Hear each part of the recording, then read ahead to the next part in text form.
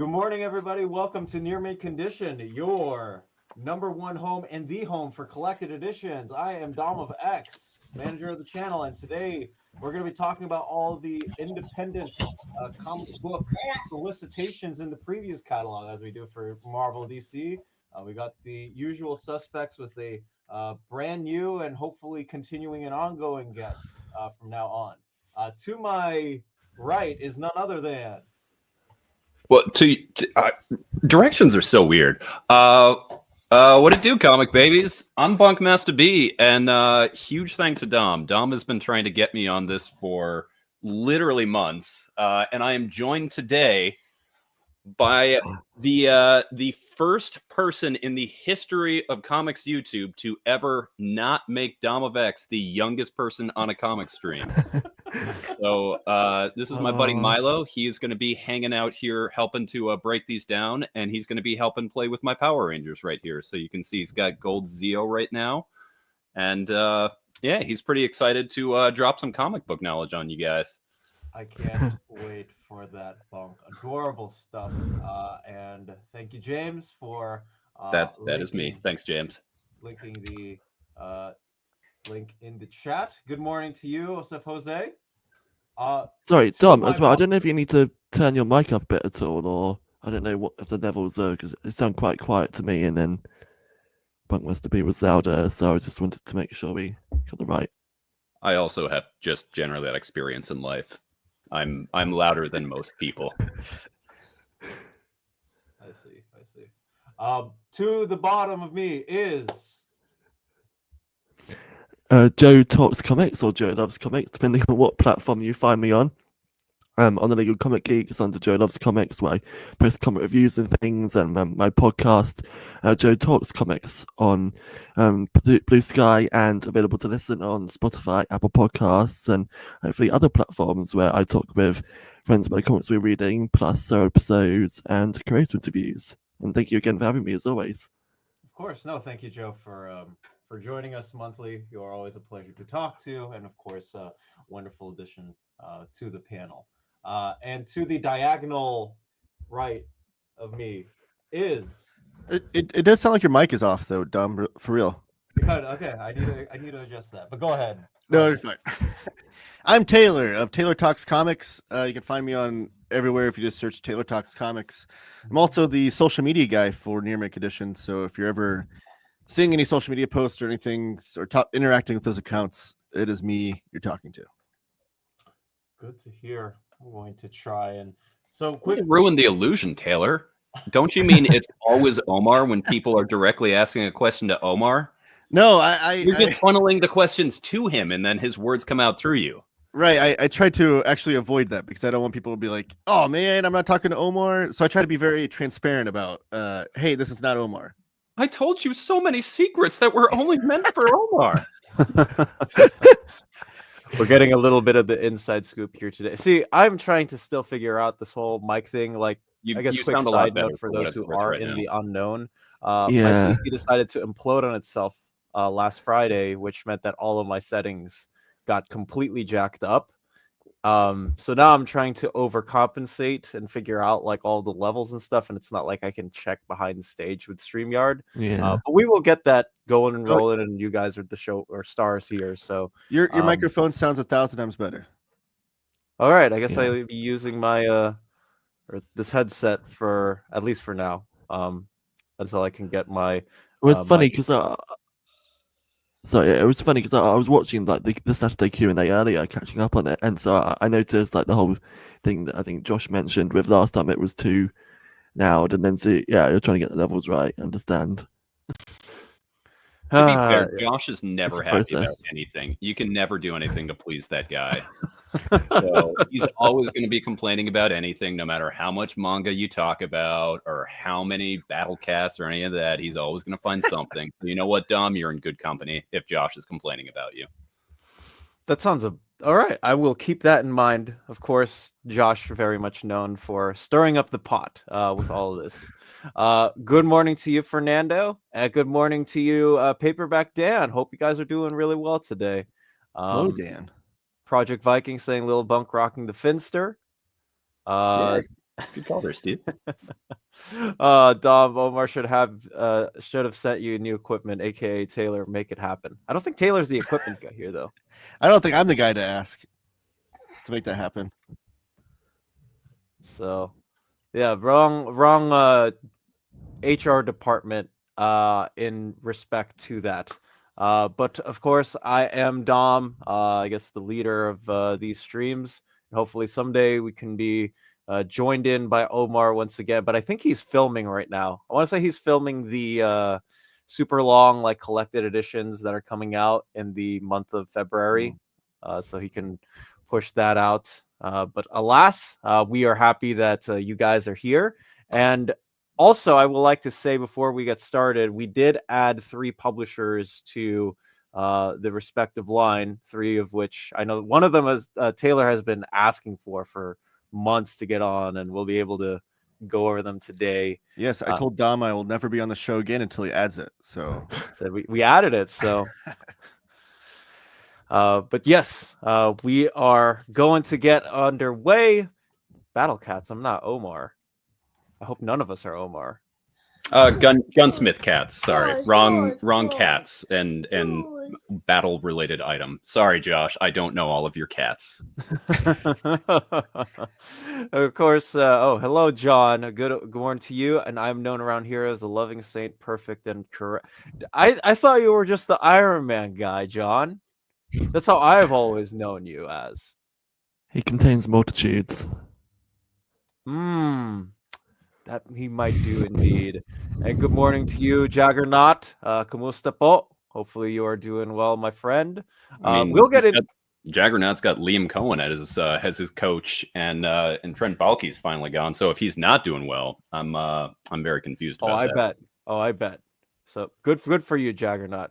What publishers added? We will find that out. And of course, today we are going to be looking at these on the website comicreleases.com, where all the solicitations, not just for indies, but if you are reading Big Two, we also have them stored in, and you'll be able to add all of these to your watch list via our Patreon, where you can support me and my channel for only $2 a month, and of course our Discord if you would like to join as well. See, look at that. He's happy. He's happy about that. Who knows, Josh? We shall see. And yes, I am the Iron Man guy. What does that tell you about Iron Man? Incorrect answers only. Morning to you, Dana.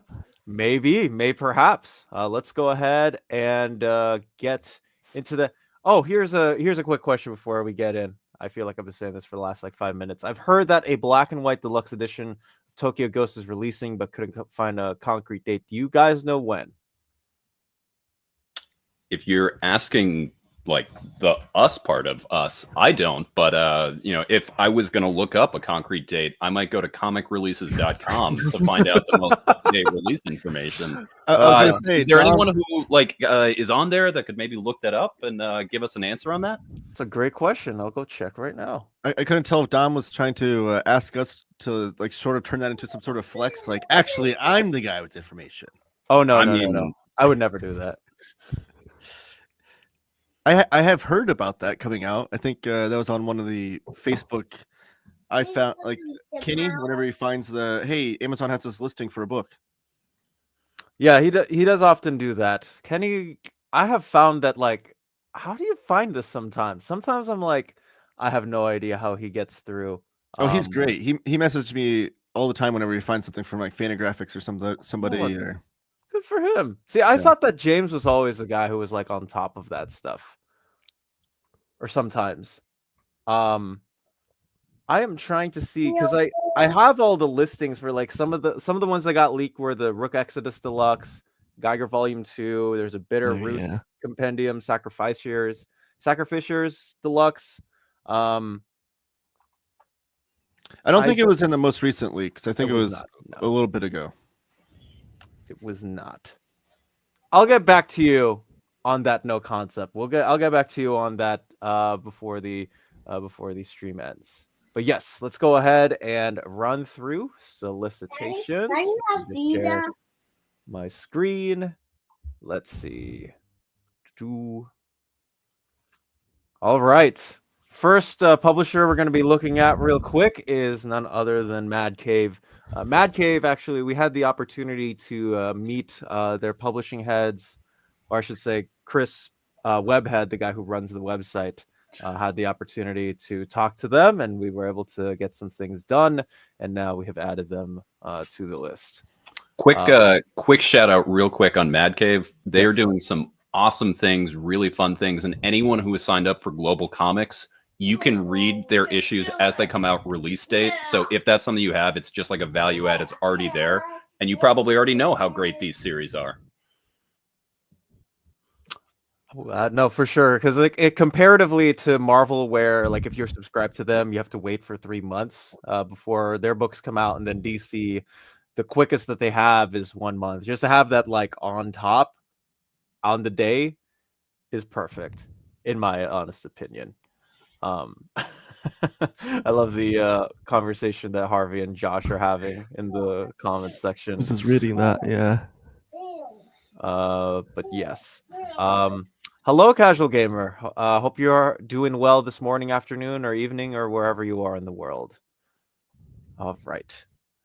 Hardcovers. The first and only one of these that are coming out is One Path Volume 1 by Greg Broadmoor. This looks like a original graphic novel hunted by giant primordial beasts. A tribe of cave girls search out a bleak existence in a brutal and uncaring world. $29.99. So, Bunk, have you read some of these then? It's going to depend on what's coming out. Okay. I've been keeping up with a number of Mad Cave stuff. In fact, whenever I get around to making it, one of my most anticipated books of 2025, the video that's coming out eventually, is a book coming out from them from called Spectrum. I will get back Spectrum, to you on that. Yeah. Dave Chisholm art, fantastic. I think there's no one that's better at sort of capturing music and art and just sort of like the flow and effect of that as Dave Chisholm.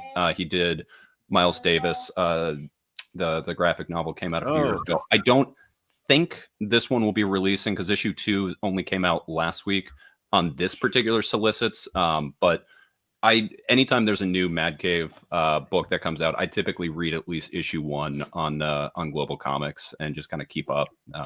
So this is not one I know, though. I don't know if this is a newer one since it's a little bit rarer that they do hardcovers. That's cool, though. Yeah. Sure. We scroll down. I know. Yes, go ahead. So I was going to say, I know Comic Book Couples Counseling podcast was really pushing Spectrum and Dave Chisholm's work, so I really need to check it out. For anyone who loves Ice Cream Man and the stuff that W. Maxwell Prince is doing, after issue 1, I described it as the best W. Maxwell Prince book that he is not involved with at all. But it just, if anyone read his miniseries Art Brute that he did, same creative team from Ice Cream Man, which I loved, it's basically, it feels similar to that, but for music instead of art, without just being like sort of copy story, change subject. Right. That has me intrigued. I really love W. Maxwell Prince and anything him and Martin Marazzo do together. Yeah, it's. I know you said they're not the team on this book, but I love the kind of stories they tell. If you have Global Comics, I cannot highly recommend enough that you check out at least issue 1. I don't actually have my issue 2 was supposed to come out last week. It got delayed, so I think I should be getting it next week, and I've been like holding off on reading, but it might be on Global Comics, and I might just cheat and read it early. But yeah, that is absolutely one of my most anticipated books of the year. We got to add that all to the list. Good morning, Literature and Pictures. Welcome to the stream. What's up, buddy?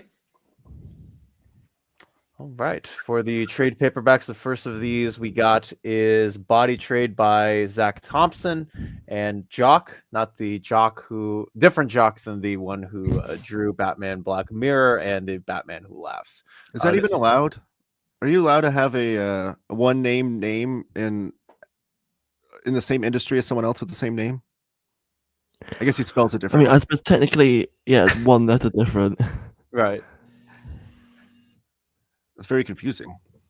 I mean, I feel like that'd be like if someone came out as a musical artist and was like Mad Donna, and it was like, no, it's different. I'm Mad Donna. I'm not Madonna.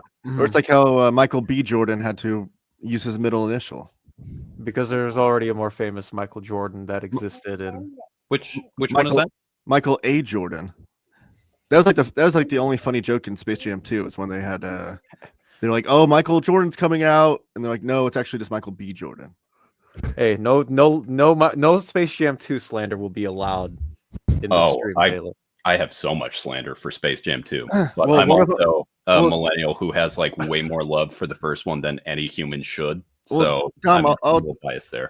I'll just say this: one Space Jam movie had the goat in it, and one didn't. Yeah, that's right. The second one did. The first one didn't. Oh my god! Thanks, guys. I've been Bunkmaster B. You can find me. I'm out too. I'm going with Bunkmaster. Have a beautiful day. We'll go do our own stream when there's no basketball delirious takes involved. Looking forward to that. Oh my gosh. Next up, we got Hour of the Wolf with Daniel Abathurth on art. That's nice. Mark London is the writer, $17.99. And this is coming out on the 30th of April. I know, Josh. I tried to get on that Reels talk. I love the first Space Jam, even if unironically, mainly for nostalgia. Yeah, that's great, buddy. Oh my gosh, there you go. Good morning to you, Saturday morning fan. Put them in the box. Afterwards, buddy. Just keep them out for right now. If you guys are also interested in getting One Path Volume 1 in trade paperback, it is available for $19.99. Also coming out on the 9th of April. And Mark London with another book called Revolution 9 trade paperback with Carlos Reno on art, 23rd of April. And this looks like I'm going up against the organization that led and trained me type of book. There's this ongoing trend with publishers to do this trade paperback hardcover same day release. Yeah. And they usually have like the same cover too. And the only thing I could think of is like 10, 15 years from now when I'm looking on eBay for these books, and it's one of those listings that doesn't quite make it sure if it's a paperback or hardcover, I'm going to be getting the wrong book. My unpopular take is that my absolute least favorite format in the world is a standard size hardcover with like 6 issues. Like it takes up so much extra space. Yes. It's with just 6 issues. Like it's still glued binding. There's nothing that hardcover is doing. Like I would so much rather have, even for the same price, a trade than like a tiny little standard size hardcover. I would be so happy if the world just got rid of those, either thicker OHC or trade paperback. You're just like, there's no reason that like a regular size hardcover needs to exist. It takes up so much unnecessary shelf space. I'm with you. I have so much more hate for regular size hardcovers than I should. Mm-hmm. No, you have enough hate. There's more than I think that's not enough hatred, Joe. I thought this was an unpopular. Okay. I did not know I found a safe space. I'm so happy to be on this stream. I found my people. Well, it's safe from all things besides bad basketball takes, apparently. But come on, Taylor. Oh, come on. You take what you get. I know that digs deep, Dom. I know that digs deep. Sorry. Nah, it's okay. That was a low blow. No, man, I've been dealing with this since 2017 when I got on NBA Reddit, so I've been used to it. Oh, you got to get off NBA Reddit. That place is a cesspool. It's the second best cesspool in the world behind NBA Twitter. Oh boy. I love that Bunk decided to go from Pokemon repping to. Oh wow. Okay, this is a heel turn, Bunk. I don't like this heel turn. The Celtics. Oh my gosh. No. I mean the NBA champion Celtics, the ones that have the most championships in NBA history, and didn't just co-opt another team's championships and then just add to their own total arbitrarily. Yeah, I'm talking about the Minnesota Lakers, which makes sense as a Lakers. How many lakes have you seen in LA? I'm not a Lakers fan. You can trash them all you want. I'm a Pacers fan. So we saw you in the Eastern Conference Championship last year. This is for true. 4 games. And I grew up in New England, which is why I'm a Celtics fan. Live in Cleveland now, and I actually saw your Pacers beat the NBA leading Cavs about 2 weeks ago. So Tyrese Haliburton's he's cooking now. I don't know what happened to him at the end of last season. Obviously injuries, but I think thank you, Silhouetted Animator, for the super chat. Look at there. People agree with you, Bunk. Killing Joke didn't need a lot of things, but that's its own stream. Oh, Ryan, you know what's up, man. Good morning to you, Tyler. So look at that. Look, so many people here agree with you. Oh my! You found your home. This indie space where apparently we only talk about basketball and unpopular opinions is apparently the only people that think that I have truly found my people. There you go. Little Bunk Master making an audio appearance. Here is a real quick question from Elon. Good morning to you. Do you guys read singles or only collected? I read singles for very specific artists or writers. Like I'll go and put certain books down for different series, but not really, not too often. I have a very wide mix of just about everything, like singles and then various like paperbacks and hardcovers and things. So it's nice to have that variety in reading. I'm both. Generally, for smaller publishers, I try to stick to singles just because I like to support the monthly release for titles that the sort of lifeblood depends on whether or not the singles go there. For big 2 stuff, I'm almost exclusively trades, with the exception of for stuff, smaller titles that I want to support, like anything with a question, I have to buy monthly. Vote with your dollars for the characters you want to see. So Question, the new DC, the new Rum V and Evan Kagel New Gods, is another one. Like if that got pulled short, I would feel like personally responsible. But yeah, I'm both across the board. I read both, Elon. I've got a bunch of comic book boxes in the back, which hosts my singles. If there's also a cover I like, I'll always pull that, for the artist or whoever. But I also buy the biggest books that you can get on the market. So it is what it is. Let's see. Oh, who's Elon also asked who's on the back of your jersey, Bunk? Hopefully not Tatum. That's not a Jason Tatum jersey, is it? Oh, it's Larry Bird. Sorry, yeah, it's Larry. I'm constantly looking for a Kevin McHale, who is my favorite Celtic ever, my favorite player ever. I have an autographed McHale photo on my desk, so I can be Leslie Knope, but just not directly copy her with Larry Bird. But unfortunately, not a whole lot of love for McHale in 2025. But Larry Bird, fellow Hoosier, the coach of the Pacers, Rick Carlisle, played in that era of the Celtics. Listen, we can find some commonalities here. I absolutely have love for the hick from French Lick, but growing up, when I'm not sitting down here, I'm 6'6". I've modeled my game growing up after Kevin McHale, with that low post game and floating out to the elbow. He was one of the first shooting big men. Unfortunately, I feel like if you want a McHale jersey these days, you have to make it custom, and I feel like you got to find and earn that. You can't just make it custom. Real. There you go. Look at see more people agreeing with you in the chat, Bunk. And real quick, thank you for another super chat, Silhouetted Animator. I found out the film Monkey Bone was based on an extremely difficult to find or read comic called Darktown. Only had 1 issue. Wonder who owns that. It's a good question. I don't think I know. I don't think anybody here in the panel knows either, unfortunately. No, but it is interesting that they changed the name. That's a conversation I had with the commenter, Paperback Dan, a few months ago, is how sometimes when these lesser known comics become movies, they change the name of it. And I feel like that does a disservice to the comic book. Because there's there's a new Jason Statham movie coming out that Chuck Dixon wrote the comic for. But they changed the name of whatever that comic was. I see. Well, wouldn't be past it to have all of these switches and sometimes the name changes. Although I will say Hollywood might have won on that one because Darktown's a pretty generic name. It is. Real quick, and then we'll move on. Standard size hardcover is what put me off from buying DC runs in collected formats. Poison Ivy, World's Finest. They're doing it for Nightwing still, Detective Comics by Taylor, and like one other series.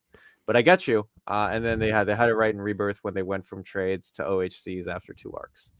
I think that comes from all the changes we've had in collected edition department at DC, and it seems like every time there's a change, the new regime doesn't even ask like, so what have we been doing format wise? They just say, oh, let's do it this way. Yeah, I feel you there, and it's kind of sad too because we haven't had a DC like deluxe edition out of an ongoing run for the last couple of since Snyder Justice League, Joe. I think it's been that long since we've had. Yeah, maybe now you mentioned it. Yeah, it's been a long time. So, although we did see a pretty quick, because I thought they were going to eventually do deluxes for the Nightwing run, the Tom Taylor, Bruno Redondo run, but they just went to Omnibus. So they did, and I've got news on that coming out tomorrow because they changed some things. So, well, but like I don't mind that route. Obviously, you have to wait till the run's over to do that, but to do like the standard size hardcover, trade paperback, and then Omnibus. There you go. Some more banter between Harvey and Josh. All right, moving on. The last trade paperback we do have from Mad Cave is Scoop. This is the third of a 3-set volume of Sci-Fi Witness by Richard Ashley Hamilton and Pablo Andres. And this is $14.99 coming out on the 9th of April. I'm glad to just see generally more Mad Cave trades hitting the table. Like I remember when it was basically like you could only find one a month. And hold on, buddy, hold on. And just the fact that we've I think 4 titles, or maybe just 3 and then 1 double format, but just like getting more collected editions from Mad Cave, I think is, and just smaller publishers in general, I think is just great as more people go to trade only.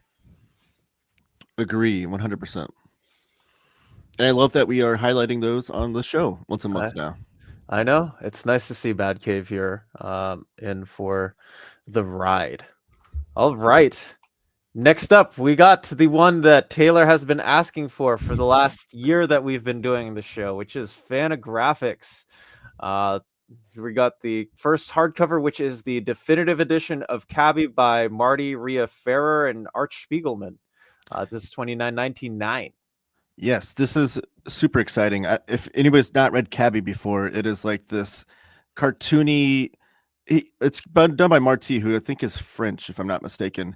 But it's done like you can see in the description here. It's like Taxi Driver, like the movie, like the Scorsese movie, mixed with Chester Gould's Dick Tracy, and it's kind of like a dark, humored, comedic edge to it. These were done in like the 70s and 80s, I believe. These comics were, and up until now, we've had Cabby released in English in a few different formats and a few different collections, but this is the first time everything's been collected in one hardcover. So I'm really, really excited about this. If you're into like dark humor, crime kind of comics, this is right up your alley. Yes. Our European comics listed we just whatever is sent to us via the publishers are typically what gets on these patches. So like we will get an email saying, hey, solicitations and pre-order issues are coming out, and whatever is in those files are directly placed on the site and we place them out. I hope that answers your question. Technically, Cabby is a European comic. It is. Oh. $39 or $29.99. Because I've got it a little bit smaller. Taylor, do you know how many issues of Cabby came out total? There weren't like issues because it was like serialized or like albums, anthologies and magazines. Yeah. So it's the page count. I think is close to 200, if I'm not mistaken. Nice. The commentator there, though, Dana, she's working on her second book for Fantagraphics. Spiegelman did art on that? Am I reading that right? What's that? So creators, it's showing Art Spiegelman? No, I think he writes the introduction to it. That makes a lot more sense. I was like, yeah, I think Marty is the writer and artist on all of it. I think Art Spiegelman does the introduction because in his old magazine Raw back in the day, which is the magazine that like Mouse was originally serialized through, I think he brought some Cabby strips into that magazine because he'd show off some old strips or strips from like other countries and things. Nice. Yeah, this was not on my radar previously, but definitely is now. That sounds rad. Yeah. Does sound rad indeed. But the commenter there, Dana, she's worked on 2 Fantagraphics books now. She worked on Web of Horror last year that came out, or maybe it was the year before it came out. I can't remember. And also she's working on one upcoming one that'll be out in a couple months. So yeah, you can find her interview here on the channel. I'm sure James will link it in just a little bit. Sir. Taylor said he would kill my 5 cats if Loet apparently didn't show up on the stream. I would never kill a cat. There you go. All right.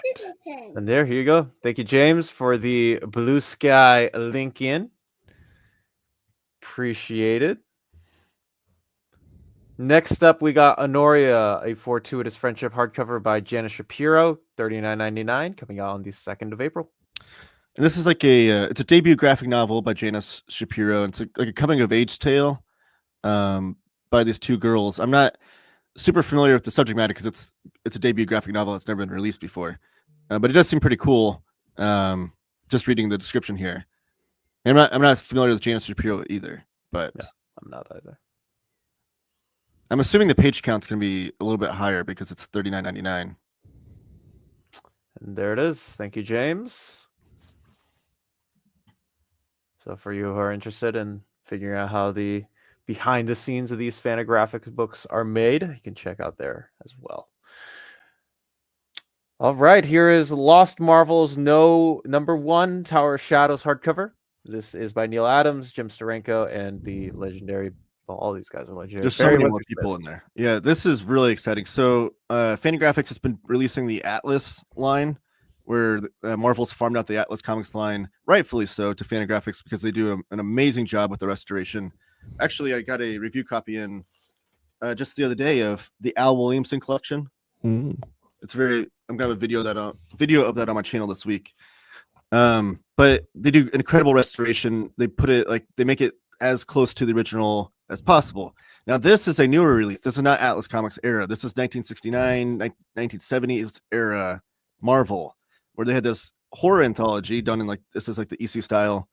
So this is 16 years after the Comics Code Authority came about, and they felt the gumption to start doing horror. And I think this probably was the impetus that eventually gave us Werewolf by Night and Tomb of Dracula and those things. But this was a 9-issue anthology, and the cast of artists throughout this is an all-star who's who, Neil Adams, Jim Steranko, Barry Windsor Smith, Gene Colan, Wally Wood. You can't get any Johnny Craig. You can't get any better than that. John Buscema list. So what's cool? So now that this is this Lost Marvel series that they're doing, this is volume 1. The next volume will be a Howard Chaykin collection, and then and that's only volume 1 of the Howard Chaykin collection. There's more to that. So the idea behind these is that they're taking these lesser known issues that Marvel's never really reprinted because they're not any of their character driven superheroes fare. They're these lesser known things. And Fantagraphics is publishing them. So who knows? I don't know the information on what will be in this Lost Marvels thing, from what era of anything, but I'm assuming anything that is not superhero related, that's not a part of their superhero IP farm, is fair game. So really, really excited for this one. I mean, we're going to see pages in here by Jim Steranko, again, Wally Wood, Neil Adams, that have never been reprinted anywhere. The only way you've ever read these is if you have these single issues. So it's really exciting. Interesting stuff. Thank you, Lohit. Smash that like button if you guys haven't already. We got more than 60 people in here. I know that you guys can crank up that, so it helps out the algorithm. Gromit's trade comes out on the 12th of March, Lohit. I think that was on our last video, wasn't it? Yeah, it was on our last one. Yeah. Since it's Gromit's is a Remender title, has there been the big, oversized Remender edition that inevitably we know is coming at some point? I don't think there's enough issues yet. I mean, Death and Glory was only 4 issues. It was only 10. That one was only 10 issues. And but I think Gromit's only has 4 or 5 so far, right? I think it's 1 through 7. Okay. But yeah, that'll eventually make its way. Like we already got one for Sacrificiers. We'll definitely be getting one. Yeah, for it's a Remender title. You know, you're getting that. Yeah, like Gigantic. It's a 5-issue series with him and Eric Glenn. Gigantic, a big love. Yeah. What's let me see if I can. Was Grommets in a different format than just regular single issue form? Like, it seemed like they're almost magazine trim size by the solicit pictures. I'm pretty sure that one's just a standard. Yeah. I don't pull Remender titles because I've made that mistake before, and then I go like, well, now I need to buy this again when the big one comes. But every time I've seen it at the comic shop, it's right on the table, and I haven't noticed it any different size than I haven't seen it in person, but it seems like the pictures are always more square shaped than the typical rectangular shape. Ryan, I know that's on your pull list. If you're still in the chat, can you confirm Grommet's coming out right now, standard comic size? Yeah, they do thin ones of like the short series. Like this is Last Days of American Crime, and it's only like 3 issues, but it's still in the big library format that Remender always has. So, well, there you go. Right. Next up, we got Kayla E's Precious Rubbish hardcover, the 9th of April, $29.99. This one has been getting a lot of hype and publicity. I think this is going to be one of the big gems of indie, smaller publisher comic books by the end of the year award kind of thing. So this is Kayla E. She's a great follow on Instagram, just seeing her artwork and things. But I think this might be her debut graphic novel. But this is done in like the style of like classic, like 1950s, 40s era kids comic cartoons. But it's done with very deep and serious and at times violent subject matter. But it's done in that style, I think, to like give you the point of view of a child throughout these traumatic things that they're going through. But there's even like things in here like ephemera, like cutout doll things, like little activity pages that you'd see in those old classic kids comics, all to do with the story though. And again, seeing some of the artwork come out for this and seeing this certain people that have read early copies of it from Kayla E, I think this is going to be one to put on your radar for sure. Okay. There's a pitch from Taylor. Also, thank you, Ryan. It is a regular size comic, 7-issue series. So we will be getting it in that nice Remender size at some point. Well, there we go. When? I am not sure, but we will get it. Next up, we got Skin, hardcover by Make a Versip and Sabian Clement, $34.99. Yeah, this one I'm not too familiar with these cartoonists either. Unfortunately, this is another debut one. See, this was a tricky Fantagraphics to start me off with all these debut graphic novels that I'm not familiar with the cartoonist at least. But I digress. It's another coming of age tale. It looks like 2 girls meet and form a relationship out of being one's a nude model for live drawing classes, and it says a tender story of the human condition, as playful and devastating as life itself. But $34.99 hardcover. Again, I'm gonna guess that would probably be around the 200 page count. But the artwork looks great, and I'm definitely intrigued by it. Good to hear. This next book, though, is one of my most anticipated for the year. It's Space Spawn of Venus and Other Stories hardcover. You guys heard it here first. Taylor's most anticipated book is a Spawn title. So everybody put that out there. That's James. I need you to clip that and put it out. No context. You can even Photoshop a picture of Spawn on it. I am doing my homework, Josh, but I can't read these things before they come out. This is the first time they've been released. Anyways, so if you're a fan of EC Comics, I have a whole video on my channel showing off every volume of this set, because there's 37 so far, and I have every single one. They're beautiful. This is the way that Fantagraphics has been reprinting the EC titles. They do it in artist-centric volumes. So this one's a Wally Wood volume, and they do it in black and white, and it's amazing to see the line work by these artists. And the great thing is these are all anthology titles. They're all one-and-done stories. You can pick up any volume you want, and you don't have to pick up the whole line. And there's different genres. There's obviously, if you don't familiar with EC, there's crime, war, horror, and sci-fi. This one's a sci-fi volume with Wally Wood, and he might be one of the greatest science fiction artist of all time.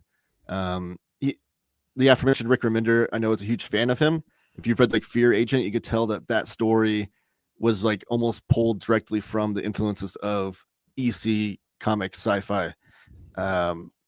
So this is Wally Wood, though, like I said, one of the greatest sci-fi science fiction artists of all time. They've done a previous volume called Spawn of Mars in this line, so this is Spawn of Venus, and it will, I think, complete all of his, with those 2 volumes, all of his science fiction work with EC. There you have it. With that reissue for Last Days, we only have like 2 more books to reprint to get one complete line of Remender's Giant Generator size. Yeah, Strange Girl is coming out next month. Got the Last Days reissues. Yeah, we'll have it. Yeah, to complete for now, but it seems like Giant Generator has now been generating a lot more titles. They're even doing non-Remender stuff. Like Remender has now let other creators write stuff for the imprint, so it's only growing from here. Indeedy. Let's see. Good morning to you, Bar. Anything interesting so far? We got Taylor talking up all the whole lot of Fantagraphics. Maybe this might interest you. Walt Disney's Disney Duck Volume 26 by Marco Rota, $34.99. So Fantagraphics has been they've done the Don Rosa line, that's very popular, it's 10 volumes. They've done the Carl Barks line, I think it's gonna be 30 volumes at least, maybe a little bit more by when it's all done. But these Disney Master lines are the other stuff. And typically the European cartoonists that have done Donald Duck and Mickey Mouse strips also. So if you're not aware, especially Donald Duck is super popular in Europe, maybe more popular than he is in America. So the idea of doing different cartooning or having different cartoonists do stories for Donald Duck has been like a thing forever. This one is, and they do these different like types of stories. So this one, it seems like a Viking tale. Mm-hmm. I'm not familiar with the Andold stories. It says that it has 4 Andold stories within this. I don't know what that means. Or Andold epics. I'm not familiar with that part of literature. If that's like a writer's name or something, is that like a Charles Dickens epics? I don't know. But yeah, so if you like Donald Duck and you like the idea of him being in some Viking tales, then this is your thing. There you go. I would also just say generally as a parent, these are not things that I grew up with, but the line is either still coming out or they still are reprinting old ones. And I think they're still doing fairly new ones. And every time we go to the comic shop with my kids, we always like pick up a random one. And even if you're like in the middle of a series, it's just such fun adventures. I'm someone that, I wouldn't say like based on the Disney animation I grew up, I was ever a big Mickey Mouse fan. But like reading these comics and like seeing him and Goofy go through like ancient ruins and like looking for the Fire Eye Diamond and things like that, like it's so fun, and it's such great reads with kids. It's one of those books that you can enjoy both as an adult and as a kid. So I don't know these stories in particular, but I've had a 100% hit rate with basically these lines of the European Walt Disney stories. I can confirm that as well. My son is not the biggest superhero fan, but he does pull my Carl Barks books off the shelf and he will read those and enjoys them quite a bit. And as far as to speak to the adventure part, George Lucas and Steven Spielberg have both cited Carl Barks' Duck comics as being direct influences for Indiana Jones. So there's that. There you go. We will get to Tomb Raider when we head over to Dark Horse later in the show for sure. Let's see. Moving on with the trade. Actually, let me get to thank you for the super chat, John. Do any of us have a favorite part of JoJo's Bizarre Adventure? Oh, 100%.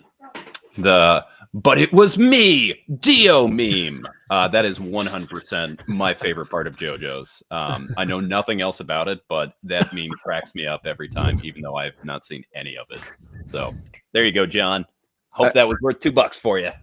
I've never interacted with any of JoJo anime or manga, but I have read the Fist of the North Star manga, which was a big influence on JoJo. So I would say Fist of the North Star.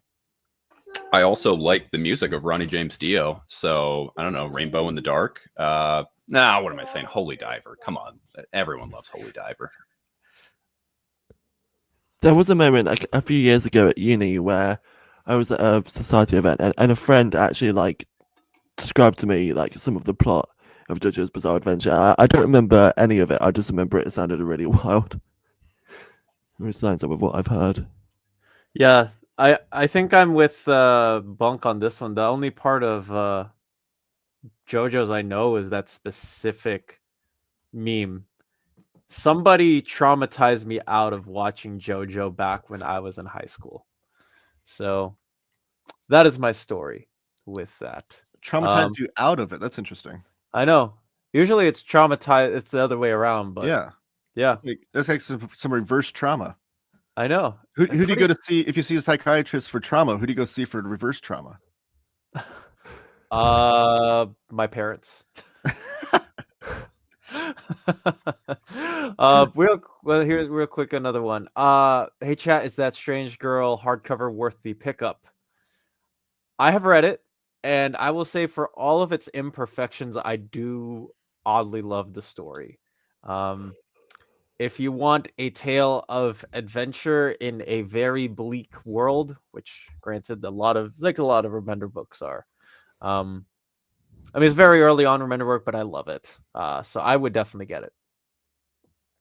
I used to have the original deluxe edition, but I'm going to be upgrading to the library edition when it comes out next month. Let's see if I can. Let's scoot down. Squeak, Chatter, Bark, an Echo Mystery by Ali Fitzgerald, $24.99. This is a trade, one of the bigger trade paperbacks they have for Fantagraphics. Yeah, Fantagraphics, they release things in all different formats. They really format their comics based on what the artist wants it to be. So they don't have like a regimented single issue, standard size trade paperback, deluxe edition, omnibus. They just do their formats based on, so they're all different shapes and sizes basically, which is fine. I think comics should be formatted based on what the artist wants, and ultimately, I agree. This one I'm not familiar with. I don't think this is a debut graphic novel, but I've never read anything by Ali Fitzgerald. I will say the artwork looks great on it. It looks very fun. It looks like it reminds me of an all ages tale. I don't know if it's all ages or not, but definitely one I'll seek out and try. Well, there you go. Moving on with that's it actually. That is it for Fantagraphics. So I know that a lot of people have been asking for the addition of a couple of publishers. That is the second one that we have here on the list. And the third one that we have here on the list is none other than Oni Press. And of their hardcover lines, the first of which is being released out on the 24th of September. This is Little Visitor and Other Abductions by Adam Zim, $24.99. And I don't know anything about this. Looks like a horror story, though. Is this a collection of singles? I don't recognize that. Or is this like an OGN with or like a collection of some short stories that have been done? It's an uncanny trilogy of graphic novellas. Okay. Yeah, I like Oni, and I feel like I'm fairly familiar with their current offerings, but this one is one that kind of passed me by. I love the cover there, and it says perfect for fans of Twilight Zone and X-Files. So sign me up. There you go. Next up, we got Sesame Street, Bert and Ernie Spring Cleaning. Takes me right back to my childhood. This is by Stephanie Williams, Beth Hughes, Michelle Kiator, $7.99. I didn't know that Stephanie Williams was doing an Oni Press book. Shows you what I know about the industry. That's amazing, though. I love any sort of Muppets or Gene Henson properties. I like that they're doing comics of them now. Oh my god. The one book you knew and the last one was Josh. You're never gonna away from this one. It's a hardcover, Dark fan, but we'll get around to it when we get to Dark Horse, which should be soon. And then if I missed one here, I did not. Did we see that Ennis's Cross is getting a live action adaptation? Yeah, and that's freaking wild. I don't know That is wild. where that will air, if it's a show or if it'll be a movie and what it'll be rated. I don't know how you do, unless they tone it down, which I feel like that's impossible. I think it'd be a disservice to the subject matter, right? You'd pretty make it just a cheap kind of horror story if you do that. But I don't know. I guess in the streaming days now, you can put out anything that's rated.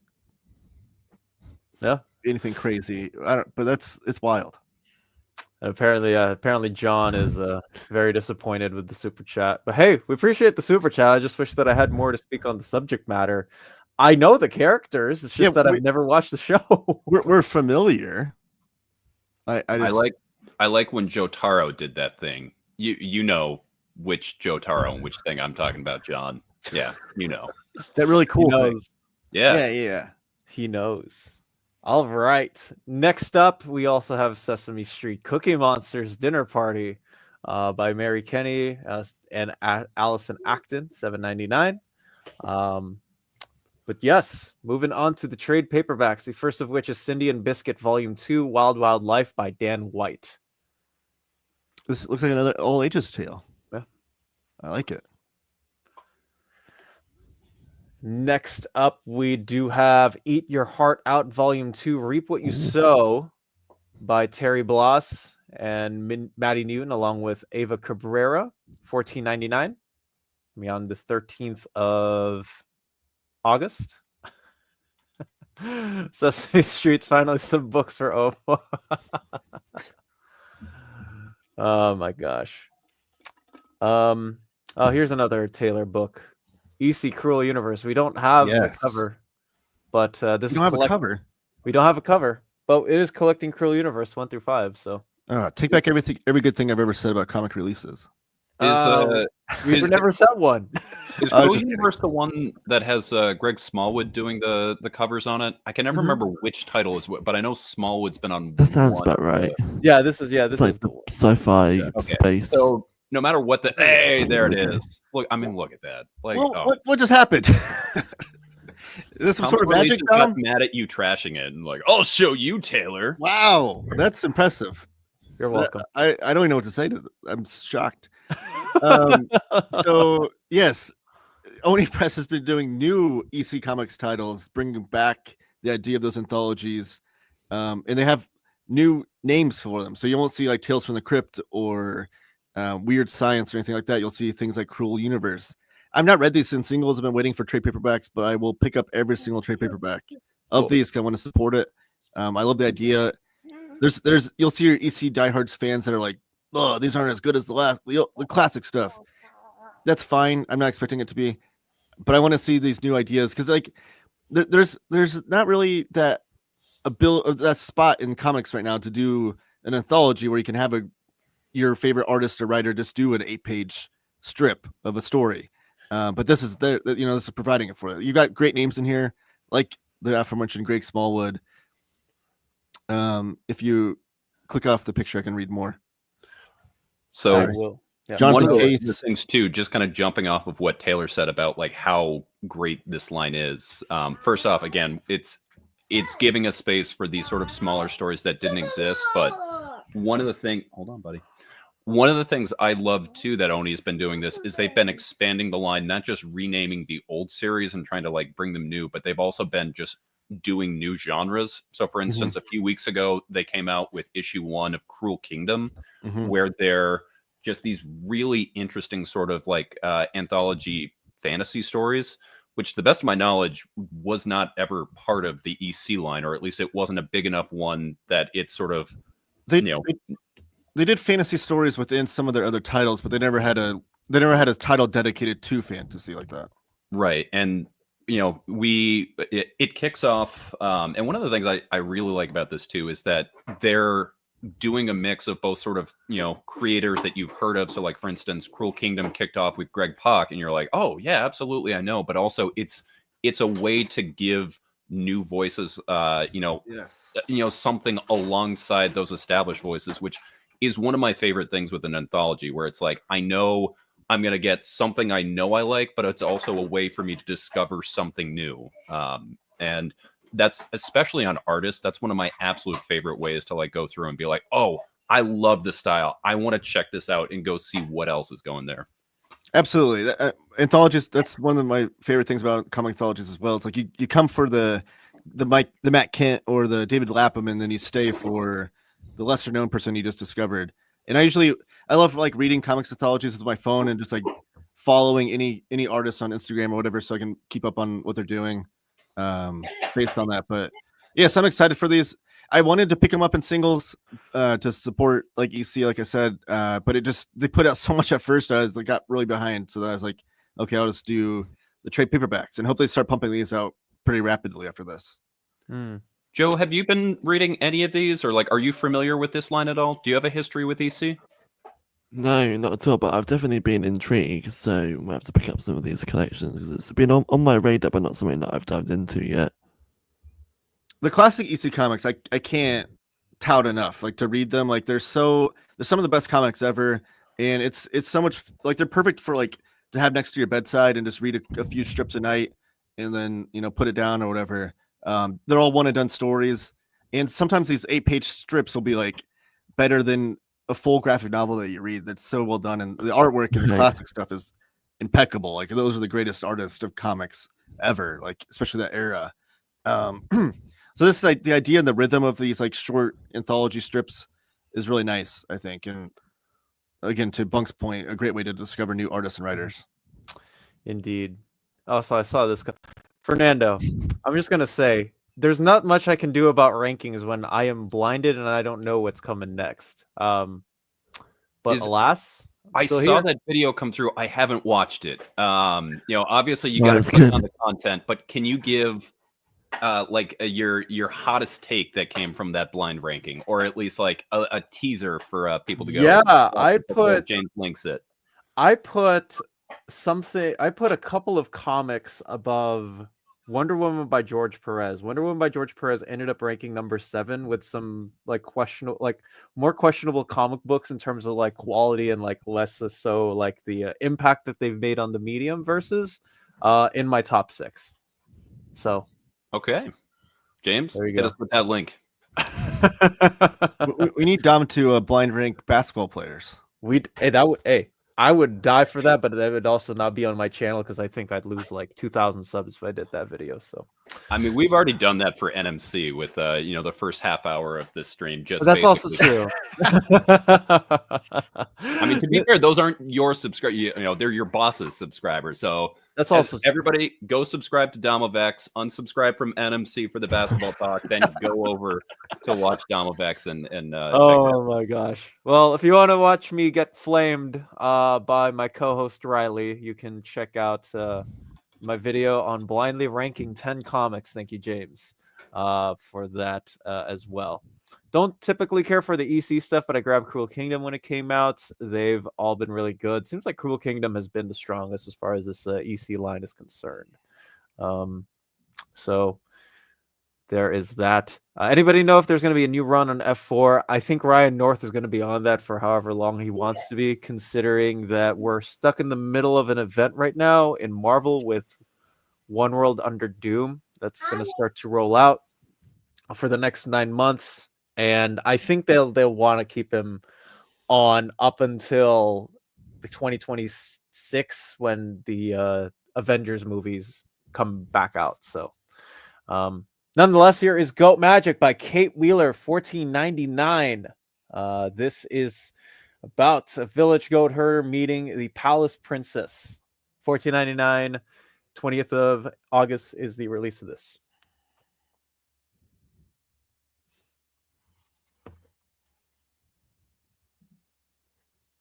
All right. Next up, we got Meat Eaters by Meredith McLaren, one of my favorite artists in the industry right now.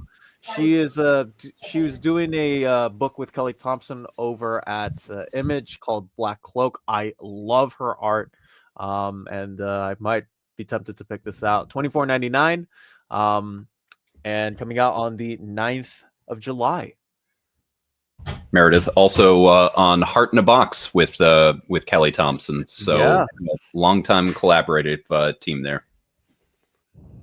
Yeah, this might be a day one pickup for me. Yeah, I hadn't heard of this, but I'll definitely be in for because Black Cloak is great. Yeah. OGN too. So yeah, no, this is definitely going to be a pickup for me. Dom, have you read Real Slam Dunk? I've read Slam Dunk. I've not read Real yet. You've also read probably my favorite Western comic about basketball, and unfortunately there aren't enough of them, but Gene Luen Yang's Dragon Hoops. I do indeed. Excellent story. Even if you are not a basketball fan, it's a wonderful snapshot of time in Gene Luen Yang's life as he is a math teacher. Yeah. Awesome book. Omar's talked about it here on the channel. That's one of those books that I think has like a near. Is that whoa? I got this signed by Gene. Did a little sketch inside for me. Yeah. Make yourself big. Show that off. All right, will do. Yeah. So Gene, I got a chance to meet Gene. Did a interview recently on my channel. We got to talk about this book, and he did a sketch for me, with the symbol or the logo of the team. So I thought that was really cool. Very nice. Awesome. That was another comic I got my son to be able to read that I enjoyed as well. He loved that story. Yeah, it's awesome. There is going to be a new FF series coming in time for. I find those interesting. Jonathan Hickman is coming back to the F4. I think Dan Slott is too, which is insane. So there we go as well. Next up on the list, we got Quinelope and the Unicorn Utopia by Kayla Coombs and H.F. Brownfield, $14.99, coming out on the 23rd of July. Thank you, James, for the link. Very, very wonderful guy to talk to. Absolute sweetheart. And then for all the compendium readers, we do have a Rick and Morty compendium. The 6th of August. I know $39.99. I know a lot of people like who buy these just because like they love the show, they love the comics. I want to continue reading along with. I know like it's big amongst the fan base of the show. Collecting issues 46 through 60. I haven't gone past it though. Interesting, because I like the show, but I've never read any of the comics. Yeah, I fell off the show after season 3 with the long wait and never end up picking it back up. But it definitely seems like one of those properties that leads itself to having like great comics to go along with it. And obviously this series has been going on forever through Oni, and they also have the really big versions there. So seems like a great way to check out the series. Big block of issues right there for pretty affordable price. Yeah. $39.99 for 15 issues is not a bad deal at all. So we got, and last but not least, we do have Skin Police Volume 1 trade paperback, collecting the first 4 issues of the series by Jordan Thomas and Daniel Guette, $17.99, coming out on the 13th of August. So, Jordan? Oh, go ahead. I was just gonna say, this was a book that was very much off my radar due to the name and the cover image. It was just kind of like, this is gonna go some body horror directions I don't need to read. My buddy Carl collects. He's been big on this. Checked it out, and it is whatever you think it might be with that name. It's so much more. It's so clearly inspired by Blade Runner, where Skin Police, it's basically the name of a unit that's hunting down illegal clones, very similar to like Reploids, and it's about the Skin Police is the derogatory name for this group that's going down and hunting these illegal clones that like 3/4 of them end up experiencing violent outbursts because of loss of reality. If you are a Blade Runner fan and just sort of like that general cyberpunk, mystery investigation, sort of what Booker is doing originally when he's hunting down all the Reploids. Like this is going to be a series you want to check out. You have me sold. I love Blade Runner and Cyberpunk. Jordan Thomas, I've read a lot of comics that I've enjoyed by him. And the cover looks like an homage to the Hard Boiled cover from Jeff Darrow. Yeah. The Jeff Darrow covers, he's shooting through someone's head, but you can see him through that shot, like the point of view shot or whatever. But yeah, I'm sold. That sounds awesome. Yeah, you can. I want to say issue 1, I think, is on Hoopla. So if you know, if you're feeling like, I don't know, maybe this is something up my alley, and you've got an extra borrow, highly suggest go check it out. I think it'll be the kind of thing that if any of the words I have just said sound interesting to you, you're gonna check that out and you'll be like, yeah, I want to see more of this. Well, there you go. We got 2 big endorsements for, well, 1 big endorsement, I should say, for Skin Police Volume 1 by Jordan Thomas. And if you are interested in pre-ordering these books and you do live in Canada, you can get them at BD Cosmos, the Canadian leader in graphic novels. They got a storefront in Quebec, in specifically the city of Montreal, and their website, BD Cosmos, offers 25% off your order, $99 or more, and free shipping everywhere in Canada for every order at $250 or more. BD Cosmos shipping care is exceptional, and as through the cold and rough Canadian winters, snows, storms, and everything else, it'll arrive in near mint condition. But if you let them know that we sent you, that you will be added to a monthly $25 gift card raffle, and they are both for new and returning customers to the shop. BD Cosmos, the Canadian leader, graphic novels, collected editions. I don't know what the A. There we go. I remembered. It looks like Hoopla has issues 1 and 3. Yeah, so they've been doing that a lot with sort of smaller publishers. So they do things like that with IDW, which I think is really smart, where they give you and I think Image is doing that too, where you can read like the first issue and then some of the later ones, but they don't give you every single one. Once the trade comes out, they'll let you do that, but it's a way that you can kind of taste it, but still support your local comic shop. So like, for instance, a book we're going to be talking about later is that I love, and I'm so excited, Power Fantasy. You can, the trade obviously hasn't come out because we're going to be talking about it here. You can read issue 1 on that, and it's that same thing. You can read issue 1, you can do 3, and I think you can do 5. But 2 and 4 you can't do. And I think Global Comics are the same way, which is a way that you can sort of get a feel for what it is.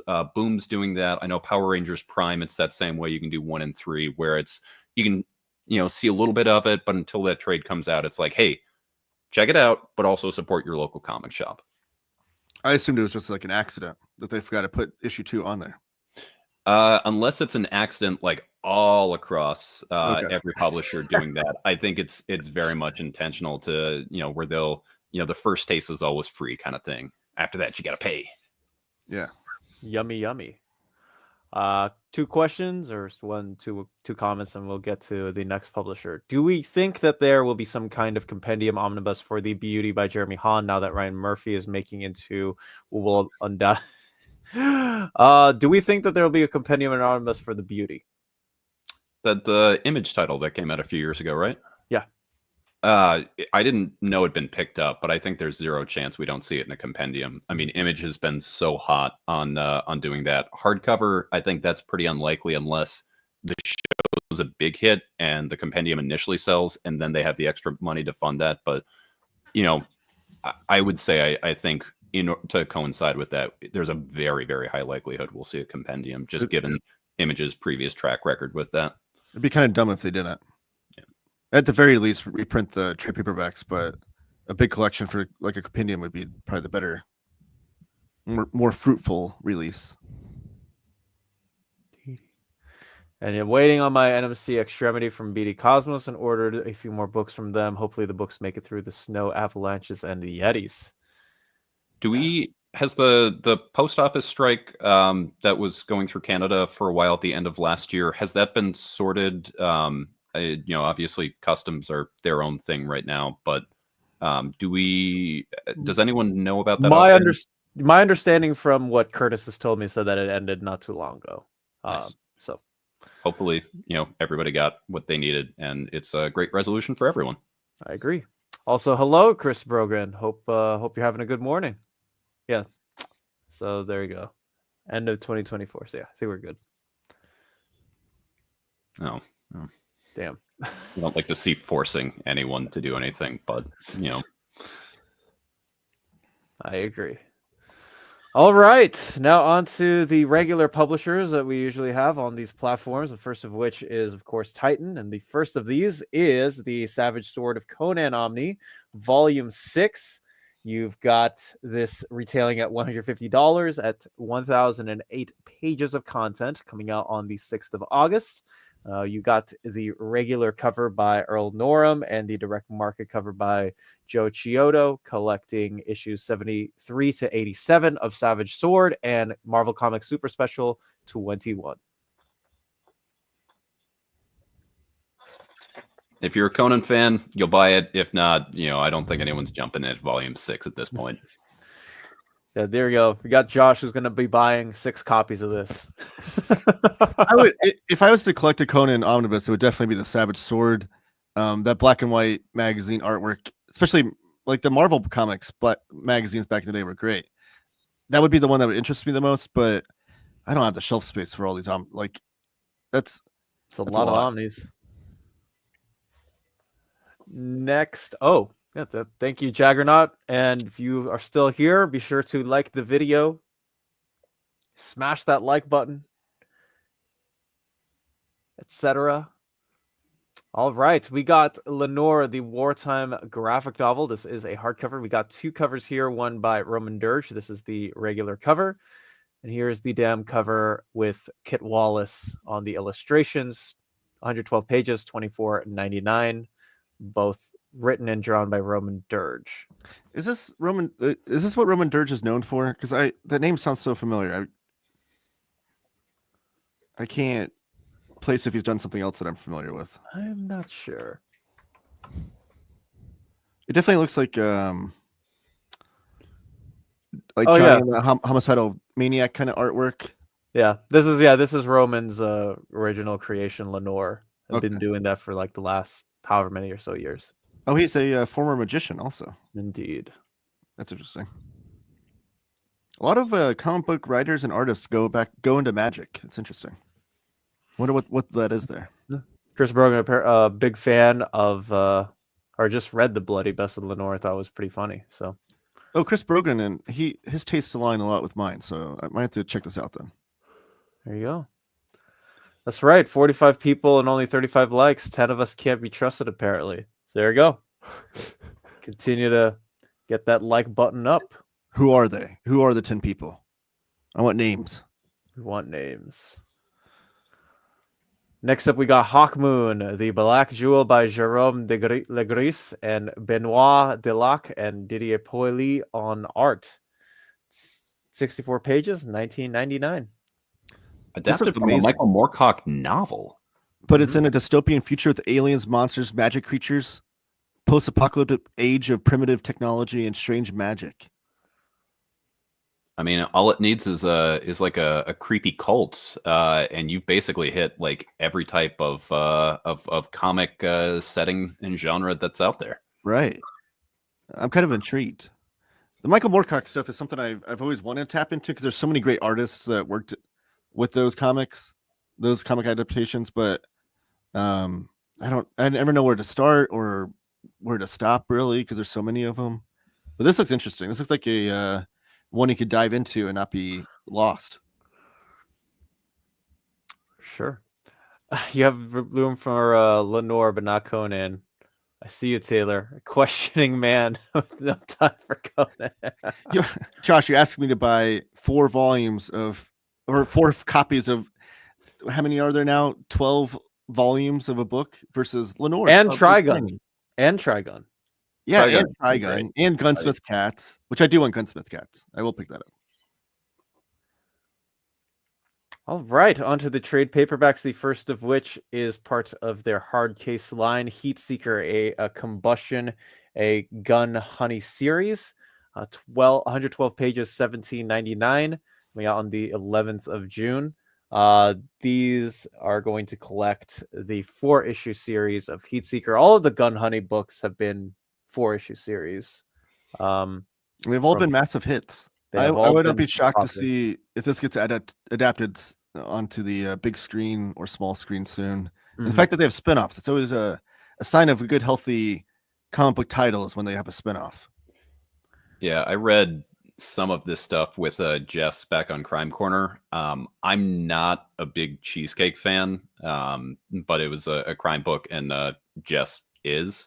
And Heatseeker, of the regular stuff in the Gun Honey line, I thought was my favorite. I haven't read this separate series because, again, I'm not a big Cheesecake guy, so I'm not like going out and looking for this. But the stuff that they were doing, like the whole thing is that the regular Gun Honey, she's like a gun runner, and her job is to like sneak into places and like hide a gun there to like implicate people or get access to it, kind of Godfather in the Italian restaurant scene with the gun.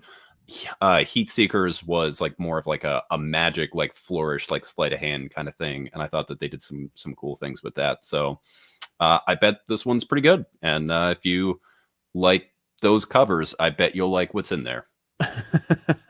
we did see there's a box set coming out for the first, I think, 3 trade paperbacks. Yes, first 3. Gun Honey.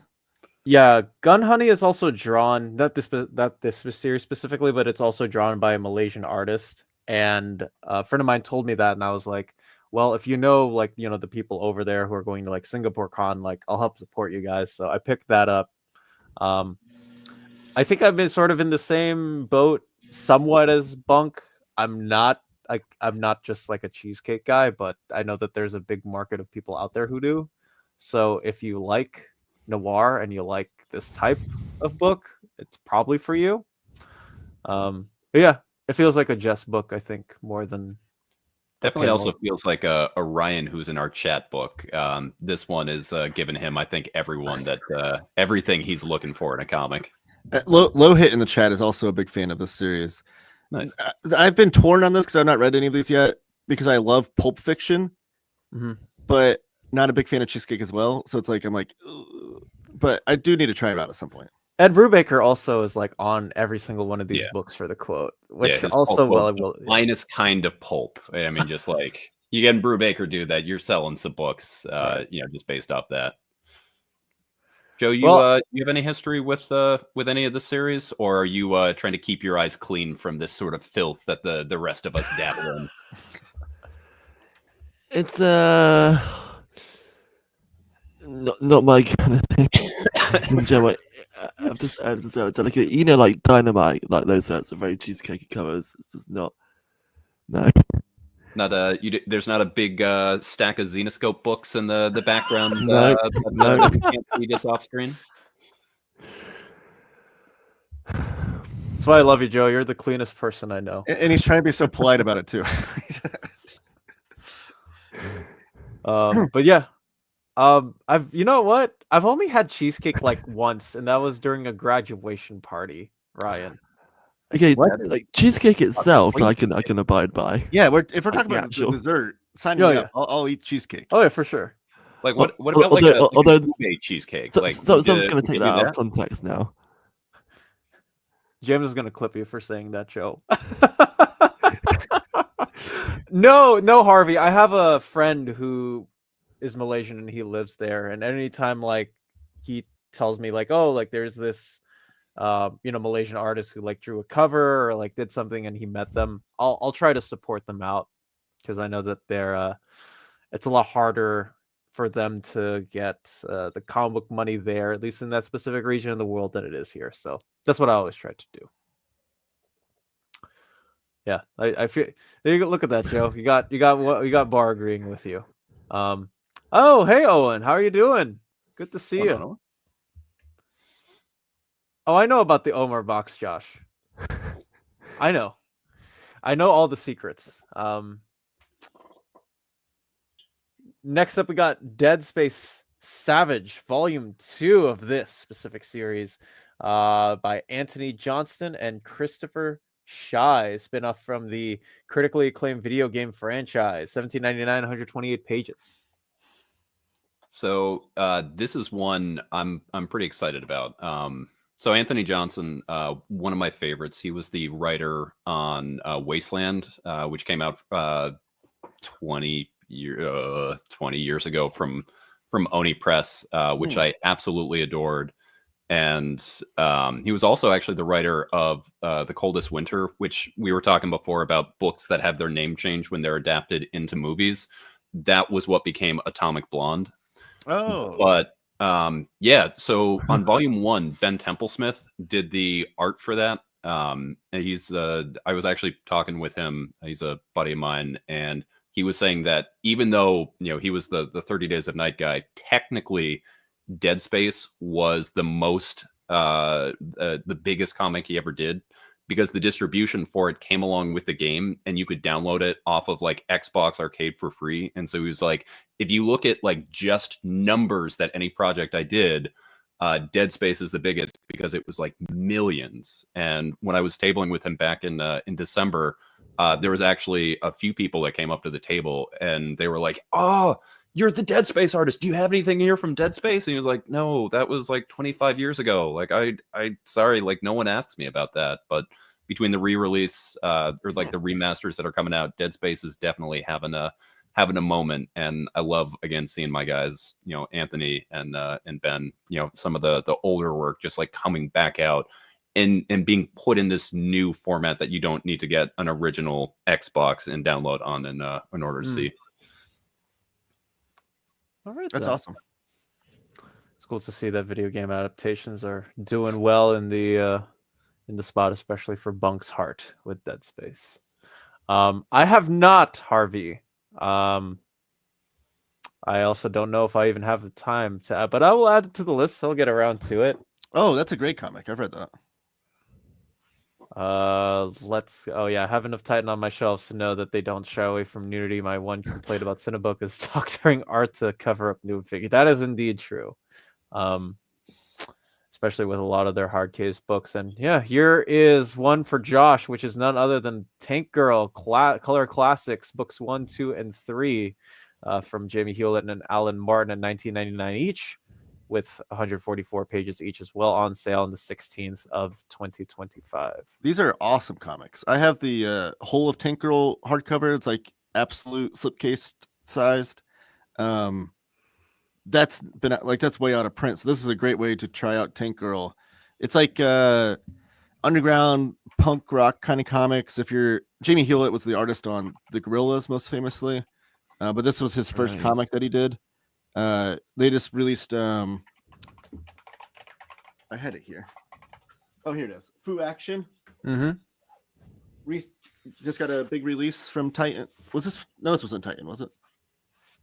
No, yeah, it is Titan. Oh, okay, it's Titan. So they're doing Jamie Hewlett art on that, and I can't recommend this enough if you're into. Like, I think the most modern artist I would say is in like the same kind of style and vein would be like Jim Mahfood. You could definitely pick him out of the lineup. Like, Jim Mahfood's art does not look like Jamie Hewlett's, but it's in the same spirit of like the kind of punk rock, like ink all over the page, like craziness going on.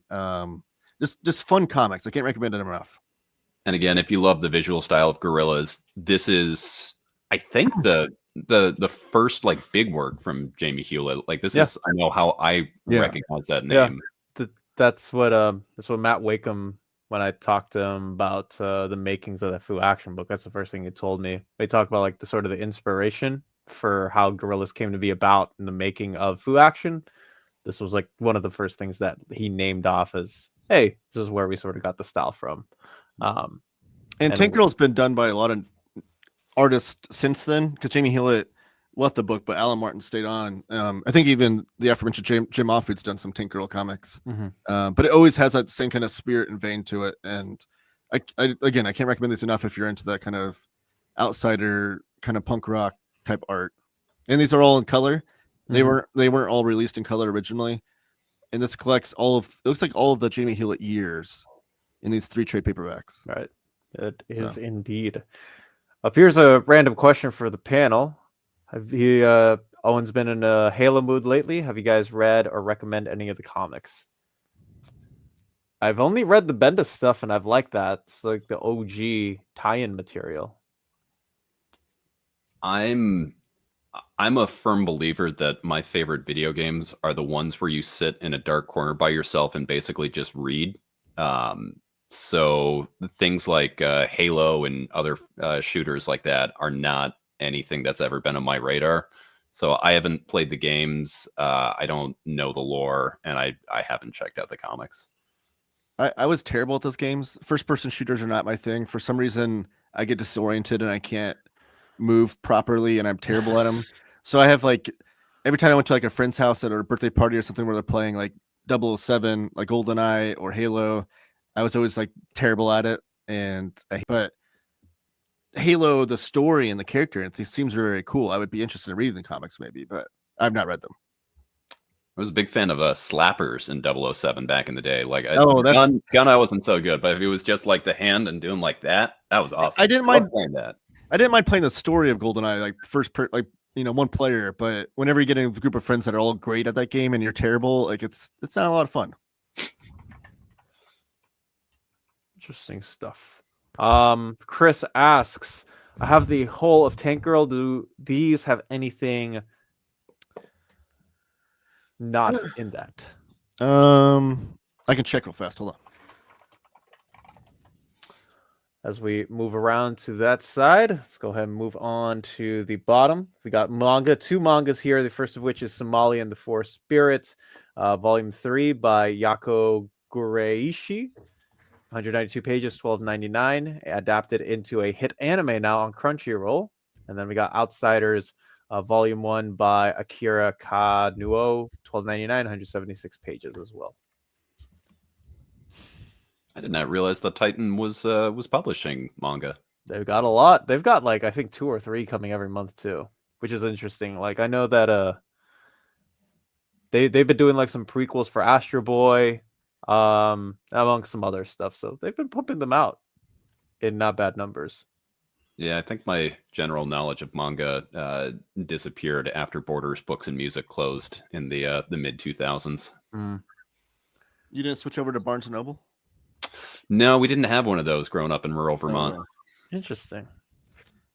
We didn't have a lot of things in rural Vermont. Plenty of cows. A lot of cows. I think, Chris, to answer your question, I think it has all the same material, but those will be in full color. Not all of the whole Tank Girl's in full color.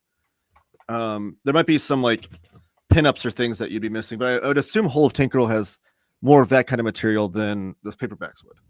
So I think the only thing you're missing out on is full color. Interesting. All right. Next up, we got Cosmic Censorship, Volume 1 by Ruiichi. You know what?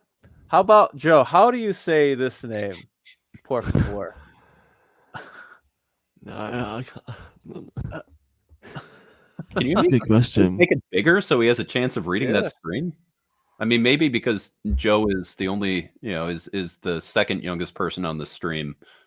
He's got better eyes that can do that. But those of us olds, I don't know. I just looking at that, I'm like, nope, I cannot see that at all. That's good there. Ryuichi Sadamatsu. There you go. That's my best guess. Sounds pretty good. Does Bunk, do you watch Japanese wrestling by chance? I know you're a wrestling fan. I would love to watch NJPW. I'll watch clips, but it's a big like access thing for me. Okay.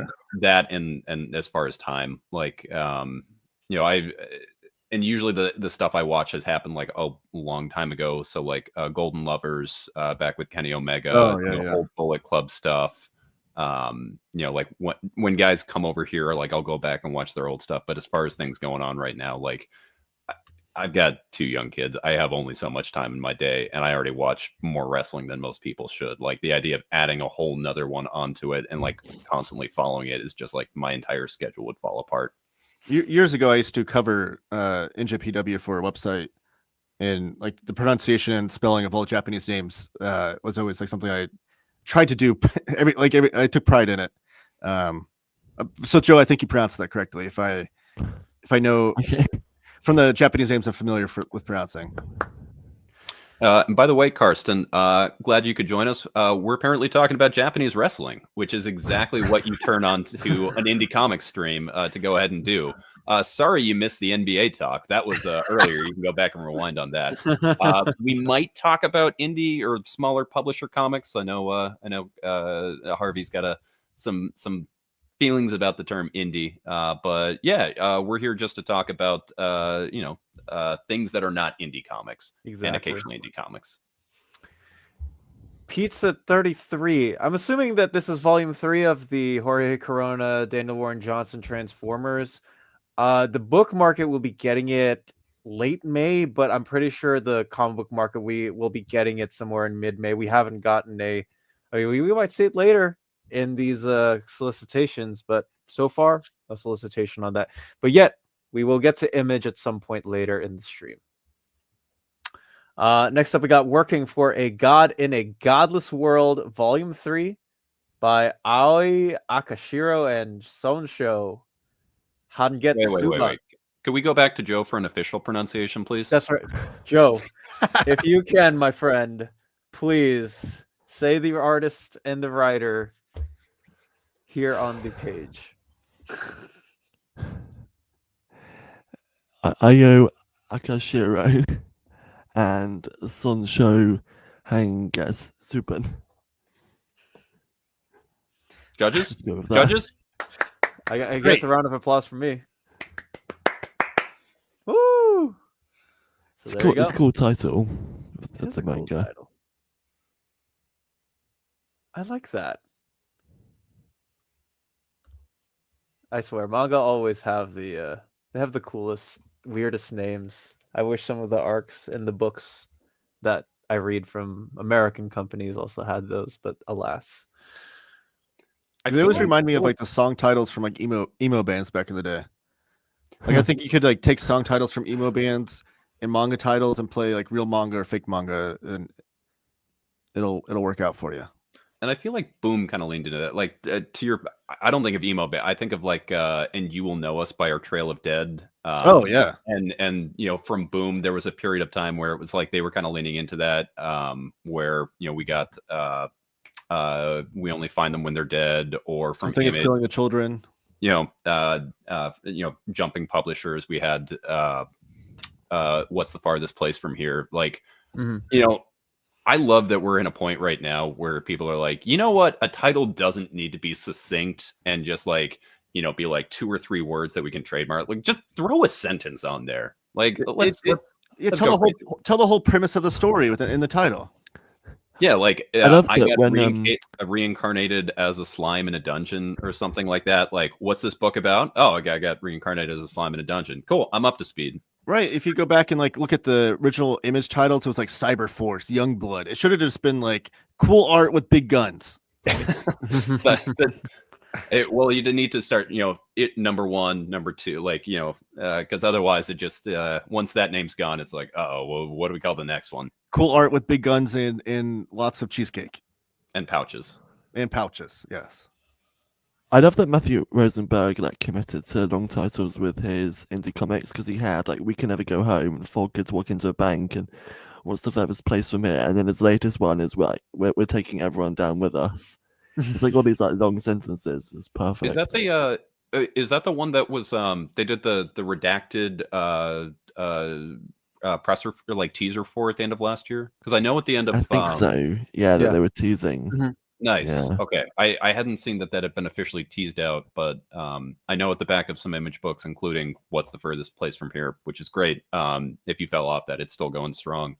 They had the heavily redacted one where it only had certain words, and then it just showed Matthew Rosenberg, and I was like, well, I'll be checking that out when it comes out. Yeah, we should not have title caps. Make the title as long as possible. I do not care. If it's a good book, it's going to be a good book, and if it stands out, it stands out. I agreed with Paperback Dan. But yeah, how about the one, I believe it's Picking Up Girls in a Dungeon? Or is it wrong to pick up girls in the dungeon? Question mark. I mean, again, it's like it gives you that query where like you're thinking about it before you pick up the book, like a good thinking book. We like those. And then last but not least, Titan continues their Infinity Saga art of trade paperbacks. We got Civil War, and we got Tony and Cap trying to fight each other. So that is it for Titan. Next up, we do got the IDW people with a featured in here for the hardcovers, the first of which is the compendium for TMNT Adventures number 1, 99.99, 784 pages. This is going to come out on the 29th of April. We cannot wait for this. This is so exciting. This is so the TMT Adventures comics they're put out by Archie Comics originally, and if you're like familiar with like the recently released like Batman Adventures Omnibus or the upcoming Superman Adventures Compendium, like this is right in line with that. They're comic books that are they're not adaptations of episodes, although I think the first initial miniseries is like a direct adaptation of like the first few episodes. But from then, they're just stories in that same kind of universe with similar vein, and I think better art, because it's hard to do animated art, especially back then. So the comic book artist is able to render things a little bit more detailed in these, and the stories are a little bit deeper as well. I'm not going to say that they're like these intense, like, amazing novels you're going to read or anything like that, but a little bit less two-dimensional than the cartoon was back in the day, which I love the cartoon, not dismissing that at all. But I'm really excited for this. This is just volume 1 and issues 1 through 17. I think this lasted, because I think they did like 20 volumes of trade paperbacks back in the day. IDW did. So I think there could be a fair amount of volumes on here.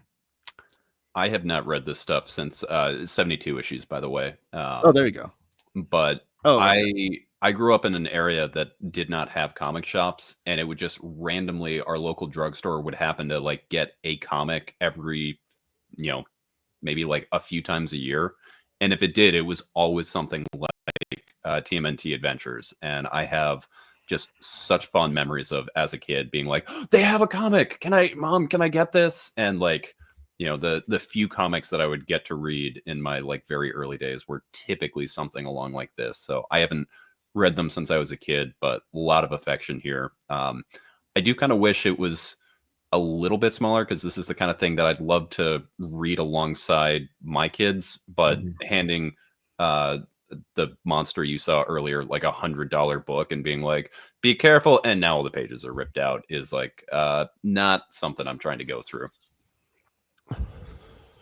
Yeah, and 17, it goes up to issue 17 in here, so I think this will probably be 4 volumes, if my math is correct. 3 or 4 volumes. Yeah, you got the original 3-issue miniseries, and then the issues 1 through 17. So yeah, we'll eventually get up to 3-4 volumes of however long this is. Once again, $100, 784 pages. It'll be interesting if they pack in the newer series they've done in that same universe. Is it called like, what do they call it? Morning Adventures. Morning Adventures. Thank you. Saturday Morning Adventures. Saturday Thank morning, you. Dude. They could pack that in at the end too. It would be kind of cool. Yeah, which is I would assume that they'll probably get one of those out by the end of the year or early next year. All right, trade paperbacks. The first of which is Godzilla Library Collection Volume 4 by Chris Mari, Matt Frank, and Jeff Zarno. $29.99, 280 pages, coming out on the 22nd of April. This is going to collect, we don't have it, the first 12 issues of Rulers of the Earth. These are awesome. I'm so glad that they're putting these out. If you're familiar with like the Marvel Epic collections, that's basically what IDW is doing with Godzilla and Star Trek in these library collections. I think Dungeons & Dragons, they did one too, but they've put out so many miniseries and so many longer series of Godzilla throughout the years that it's awesome to be able to collect them in these books, right in sequential order of when they were released. And even now, like we're gonna see Godzilla Skate or Die later on. Tom Scioli's doing an amazing series right now, Godzilla Masterpiece Theater, I think it's called. So you get all these, like, they're continuing on these mini series of Godzilla, and eventually throughout these library collections, they'll be extensively collected, which is cool. Yeah, Monster Piece, Monster Piece Theater, and again, you get Tom Scioli doing it.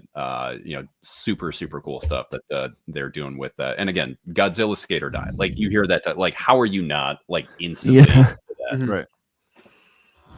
They need to get the reprint rights to Godzilla versus Charles Barkley. Yes. I would buy that in a heartbeat. Famous by Taylor Talks Comics' favorite crossover comic of all time. Yes, that Dark Horse put it out originally, so I don't know if there's some sort of reprint rights there. And Charles Barkley is finicky about his appearance being used. I know he's not in like the NBA games or anything like that, so it'd probably be some hoops and hurdles to jump through. He's an NBA Jam.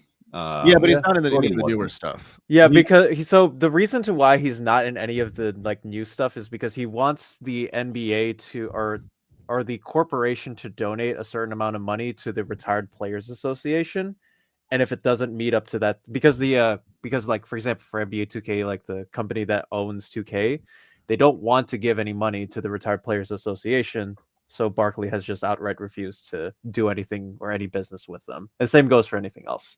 So the players, when they put their likeness in there, like the retired players, they don't get any money for that? Or is are you saying the retirement foundation is a different thing? It's a completely different thing. Like Charles Barkley doesn't want any money given to like himself. He wants other people, to be like better off and better funded, especially if like they just haven't had a good retirement, or for the players who just haven't been taken care of. Like so like the retired players that will be struggling through like medical issues or financial issues, like they take care. Okay. He cares more about those people that, like, he says he doesn't care about the money, so that's why probably why. I'm a huge Barkley fan, so I understand that. That's fine. That's cool. That's awesome. But Godzilla, do it, IDW. Donate money to the Retired Players Association so he can get the Charles Barkley crossover. I mean, if that's the case, you might be able to get Charles Barkley to sign on and say, I don't need any money for this comic book reprinted. Just give money to the Players Association. We just need to connect those dots. I wonder if Charles Barkley even remembers that the comic book exists. Before we get off the Charles Barkley topic, and I'm totally down to talk more Godzilla, but has anyone here, and I'm looking especially at you, Taylor, but anyone else, Joe, Dom, or anyone in the chat, has anyone played the game Charles Barkley Shut Up and Jam Gaiden? I've heard of it, but I've not played it. My uncle has the game in the Philippines. It's a free download. Heard of that. It's a free download that is the quote unquote canon sequel to Space Jam. And it is just this absolutely hilarious fan-made JRPG style telling the story about a post-apocalyptic future where basketball is outlawed because in the year 20XX, Charles Barkley performed the Chaos Dunk, which had the power of like 10 nuclear bombs, and they outlawed basketball throughout it. And it's him and his son Hoops Barkley, spelled with a Z, navigating through this post-apocalyptic world. It's fantastic. It's really funny. It's surprisingly great to play. Free download. There was supposed to be a sequel. It all fell apart, but highly suggest. How is that not a comic book series? Someone needs to write and draw that comic. It absolutely could have been. I'm guessing there are some things that don't quite hold up now, but like honestly, the writing was like pretty good. It's pretty funny. It features there's a surprisingly deep lore for what should just be a throwaway joke and just going there. And again, free download. It's like 4 hours long to play. If you love old basketball and you love old JRPGs and you love to laugh, go download and play that game. That's amazing. No, I played Shaq Fu back in the day, though. Oh, that's not worth playing. Although, I will mess you up with the character Memphis. Like I still have Shaq Fu. I still throw down, and Memphis will absolutely destroy you. That's amazing. Playing Shaq Fu back in the Sega Game Gear back in the day. Indeed.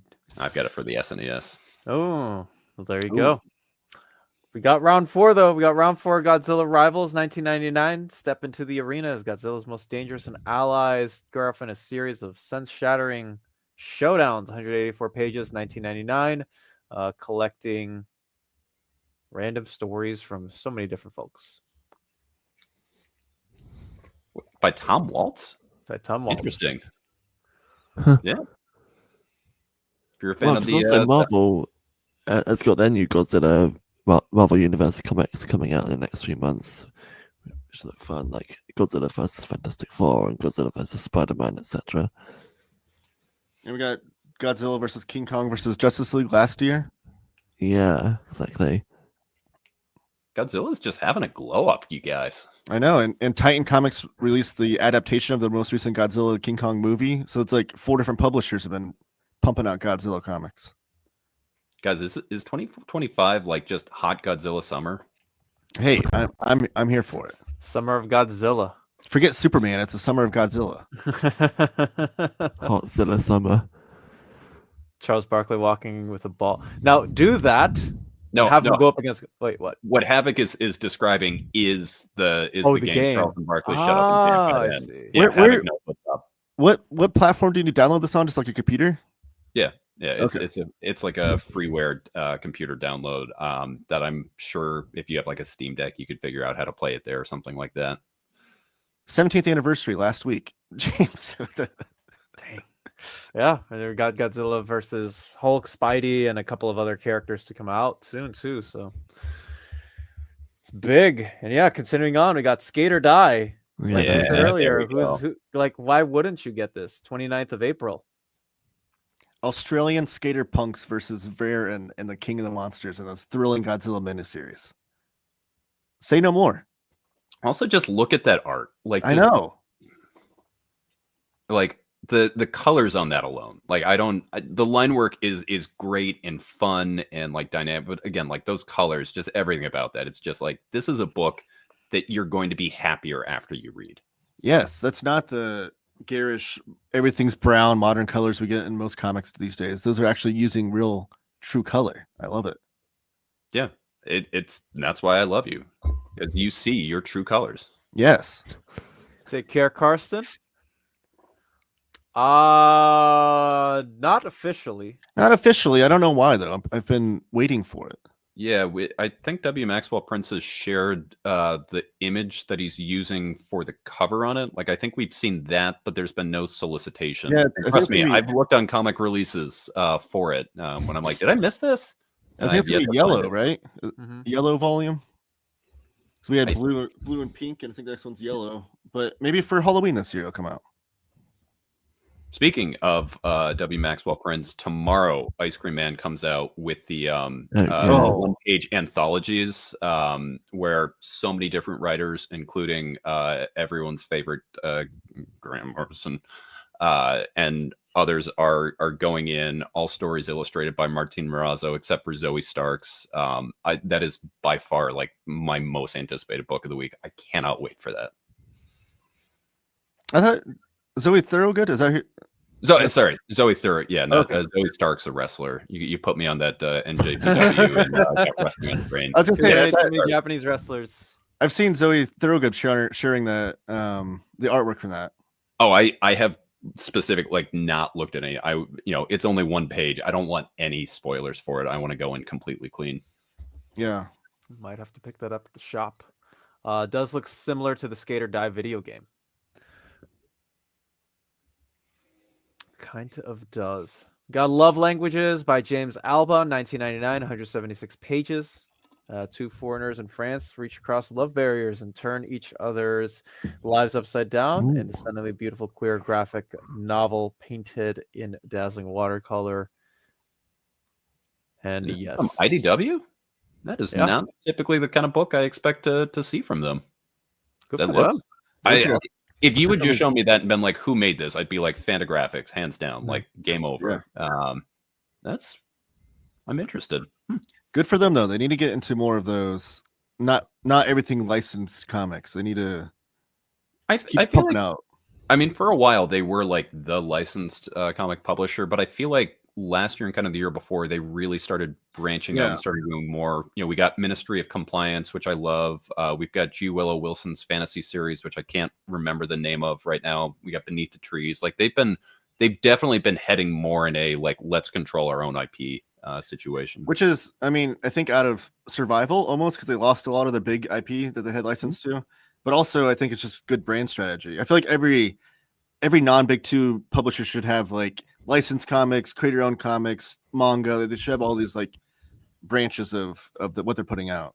Thank you, Chris Brogan. Hunger in the Dusk is the G. Willow Wilson book I was thinking of. I knew chat would have my back on that. They got you. Low Orbit by Casimir Lee is next up on the list. $24.99. 336 pages, coming out on the 29th of April. Graphic novel about a Malaysian American teen. Dom, yeah, that's a day one buy for you. It's probably going to be a day one buy for me and my buddy. Country, if you do not buy that. My friend will unfriend me if I don't buy this. Next up, we got Monster High Volume 1, new Scare Mester. So if you're a fan of the Monster High license stuff. Yep. 144 pages, $17.99, collecting issues 1 through 4 of Monster High New Scare Mester. And that's a great license comic to have too. Any sort of those gateway comics or gateway licenses to get kids into reading comics, I think are always a great idea too. Indeed. Oh, that's the first one I saw. If you scroll back up, the new IDW logo on the back there. There you go. Yep, the little Debbie. Bottom left. So excited for little Debbie to be making comics again. Little Debbie. I do guys. I do like with the back like the trade dress of that where it looks like a notebook and it's got the Mattel logo. I think that looks pretty cool. Yeah, it has like the composition notebook look to it. That's one of the great Mad Magazine covers back in the day. Was like made it look like a composition notebook so kids could take it into school and read it. That indeed. Next up, we got The Rocketeer Breaks Free by Stas Johnson and Stephen Mooney, 1999, 112 pages, coming out on the 29th of April as well. 4-issue series by, again, the same creative team. I need to check this out. I absolutely love and adore the original Dave Stevens Rocketeer comic so much. I have the artist edition and the slipcase edition, but I've not checked out any of these other Rocketeer comics, and they're just like good pulp comics. Like that's like pulp adventure, and I need to check them out. So maybe I should pick up this one. But there's also been great creators. Like I know Mark Waid did a series before, and some others. So they need to have a Rocketeer library collection like they do for Godzilla. They'll get there eventually. IDW. Compendiumize Rocketeer IDW somehow. They don't have any sort of like oversized line, do they? Outside of like, because IDW obviously publishes like the artist edition stuff, you know, a lot of the Marvel whatnot. But as far as their own stuff, I don't. Outside of like Turtles and like Sonic OHCs, like I can't think of anything really like they do that's like sort of like weird big sizes. Well, they did the Rocketeer slipcase too. Oh, I didn't realize that was that they had the rights when that was published. If I can find it.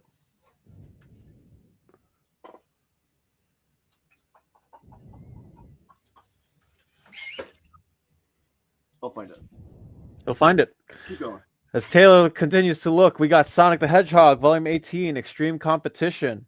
$16.99, 128 pages, collecting issues 69 through 71, Springs Broken, and Sonic's Winter's Jam one-shot.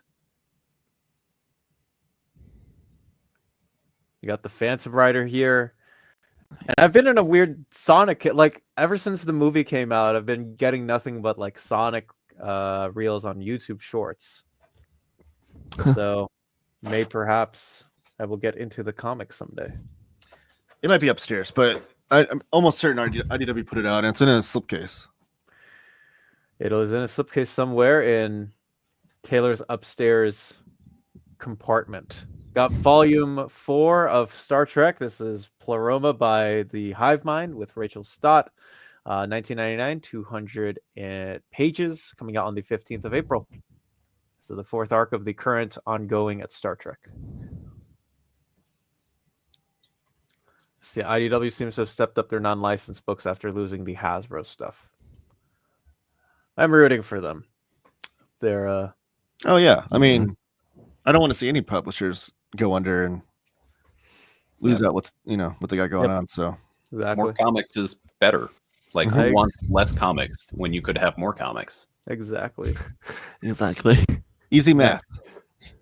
19 through 24, and the 2024 annual are collected in here. Next up, we got TMNT Turtle Power Pack Volume 2 by Caleb Gullner and Matt Manning with art by Chad Thomas and Dave Garcia. 96 pages, $8.99. Nothing on collect here, but these are graphic novel collections. Yeah, this is way more like the kind of thing I'd be willing, like going into the shop, seeing this hit the table, be like, yeah, I'll grab I'll grab that and let my kids, read that. Like if a $9 book gets, ripped and bent and all of that, I'm not going to be, bent like the pages are if a $100 book happens. So definitely glad, I think the strategy of like having like it come out at the same time for like both kind of collectors, I think is just, there should be comics for everyone. I agree. Absolutely. Next up on the list is The Well by John Allen. This is a graphic novel in a square bound for us. So this is a square, apparently. Yep. Started as an online comic, so makes sense that it like, kind of Instagram style. Exactly. Well, it says there's Top Shelf, the publishing company that IDW sucked up and made into an imprint. And they haven't been putting out a lot of Top Shelf stuff for a few years there. It seemed like it's really not so much, but now they're starting to pump them out. Top Shelf is IDW now? IDW owns it. It's like an imprint of IDW now. When did that happen? A few years ago. I completely missed that. Anything you bought from Top Shelf over the last couple of years has been IDW, I think. More you know. But that is it for IDW. It happened in 2015. Wow, that was 9 years ago. Oh, I thought you were about to say I was 9 years old. I was going to be like...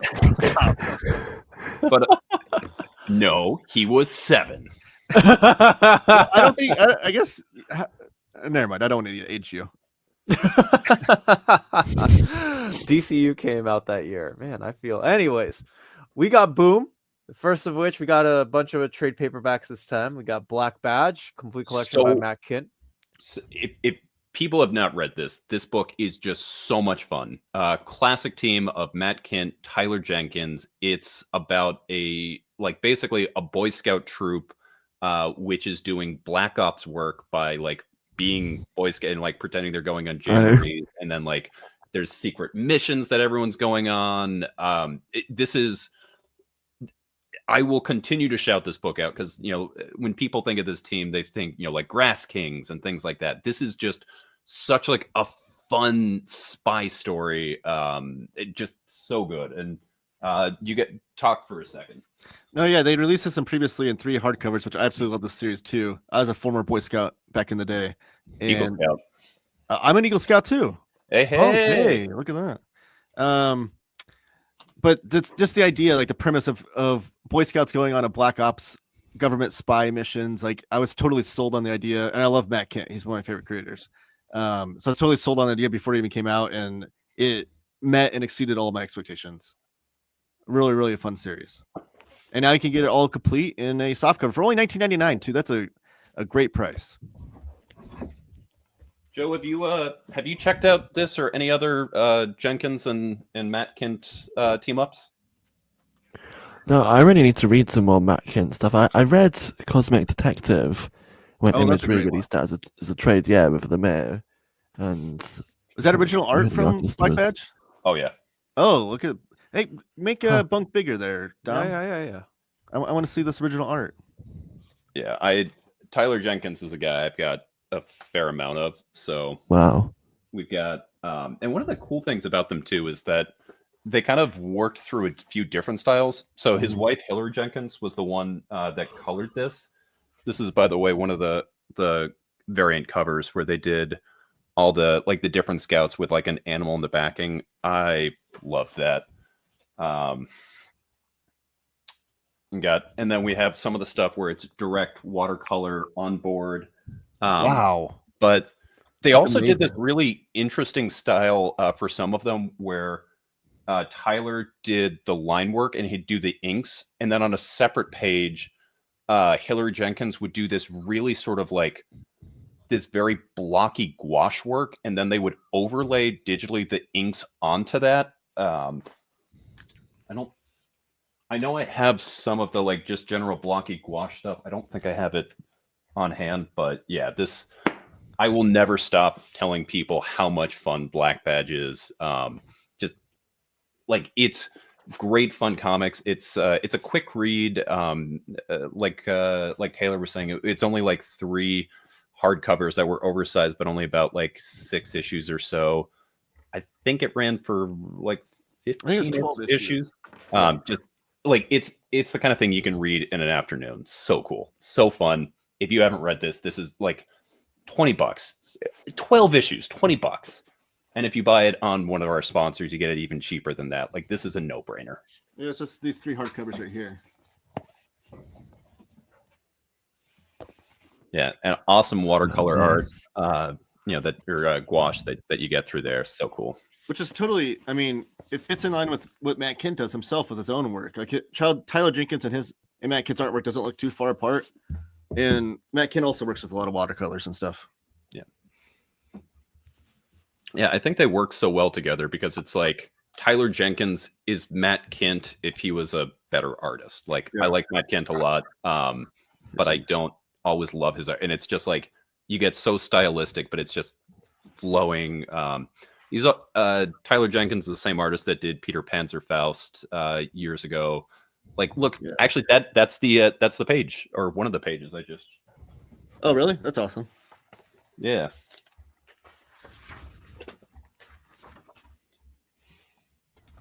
So cool. Yeah. Everybody go buy that. Show us, Monkey. Yeah. So. Oh, it's awesome. You got the tank in there? Yep. I mean, Boy Scouts operating a tank. Like, how do you not want to read that instantly? Yeah, and then like when after the first arc, they all go to the jamboree, and anyone, if you've ever been a Boy Scout before, like, about the jamboree, all the different troops coming together, and there's I'm just gonna have to go back and like reread that. I have it all in singles. I think I'm going to have to bring this upstairs too and reread it. Yeah, just such a fun, great one right there.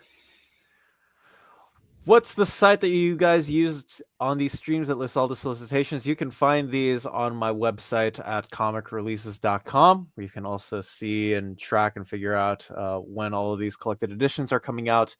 James, if you are still here, if you can kindly link that down below, please. Thank you. We not only have... Before you even finish saying it. There you go. Wait, I just noticed we're on the IDW solicits, right? Yep. This is originally put up by. Oh, sorry, Boom. No, we're on Boom now. We finished. Oh, okay. Over. I was gonna say it switched publishers, but no. Okay, we're on Boom. We're on Boom now. I think Kent and Jenkins still own the all the rights for their stuff, or at least I would assume, because most of their stuff. Maybe not though, because his other stuff that he owns is he's going through his own imprint on Dark Horse. So yeah, the Flux House imprint. Yeah. I wouldn't be surprised if they do own it if this moves over to the imprint one day. Yeah. There you go. Yes.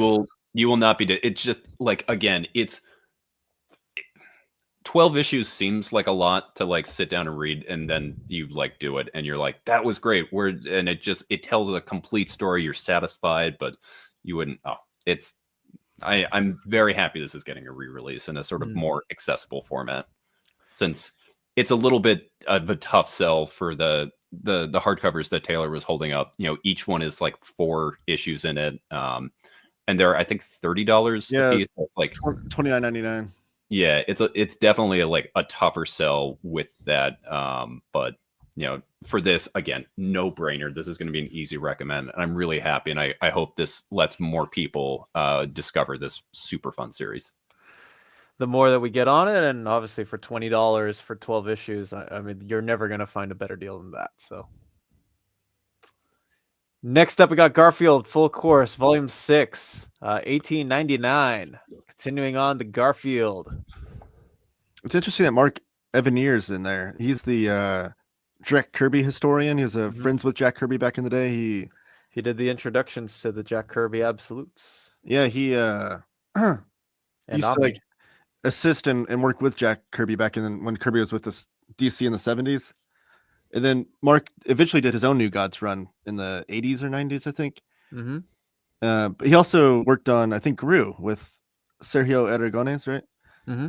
So he does have a history with like more cartoony artwork and things, but it's interesting seeing his name on here. And as a Hoosier, I've got to always tout Garfield and Jim Davis because you gotta rep the set. Yeah. Next up, we've got Heavy Vinyl Complete Collection by Carly Uzdin and art from Nina Vakueva. This is going to collect Heavy Vinyl 1 through 4 and the Y2KO original graphic novel. For longtime fans of NMC channel, you may remember Maddie put out a video where she talked about the original miniseries on that, the 1 through 4, a few years back. So again, cool that they're bringing back some of their older work and putting them in these sort of more accessible formats. That indeed. Next up, we got MMPR, The Death Ranger, Volume 1 by Matt Groom, Ryan Parrott, and Marguerite Bennett. The Death Ranger saga begins here, 1999, collecting 17 through 20 for Mighty Morphin and Power Rangers. So this was during the X-Men Uncanny, if you want to call it that type of era, where there were both books, and Power Rangers Unlimited Countdown to Ruin #1.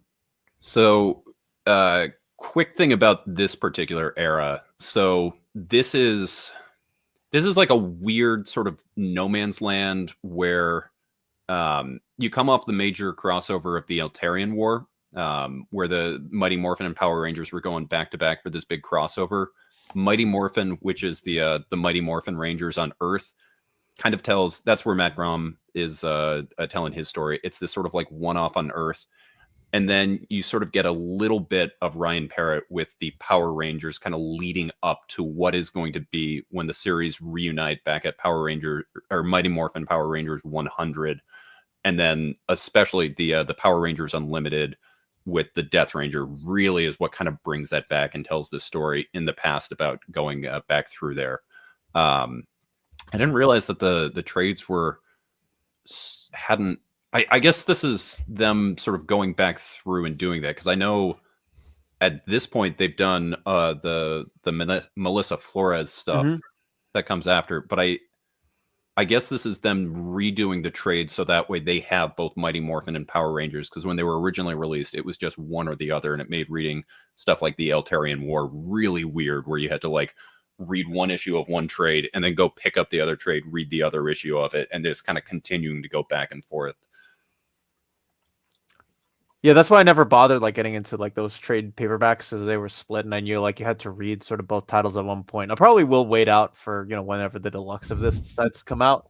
Yeah, the hardcovers they have the best mapping of anything. Like the only thing that you can really bad say about the hardcovers is that the binding.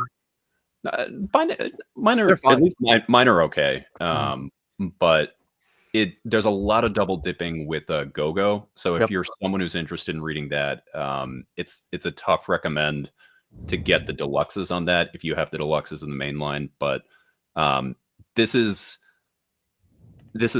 for anyone who's hasn't read this stuff before and is kind of interested in this one, know that this is sort of a build up to what comes next and a sort of like denouement from a big crossover event that was there. So it's this like little weird no man's land in between two kind of big things that are coming. For sure. I got Heavy Vinyl. Thank you, James, for the link.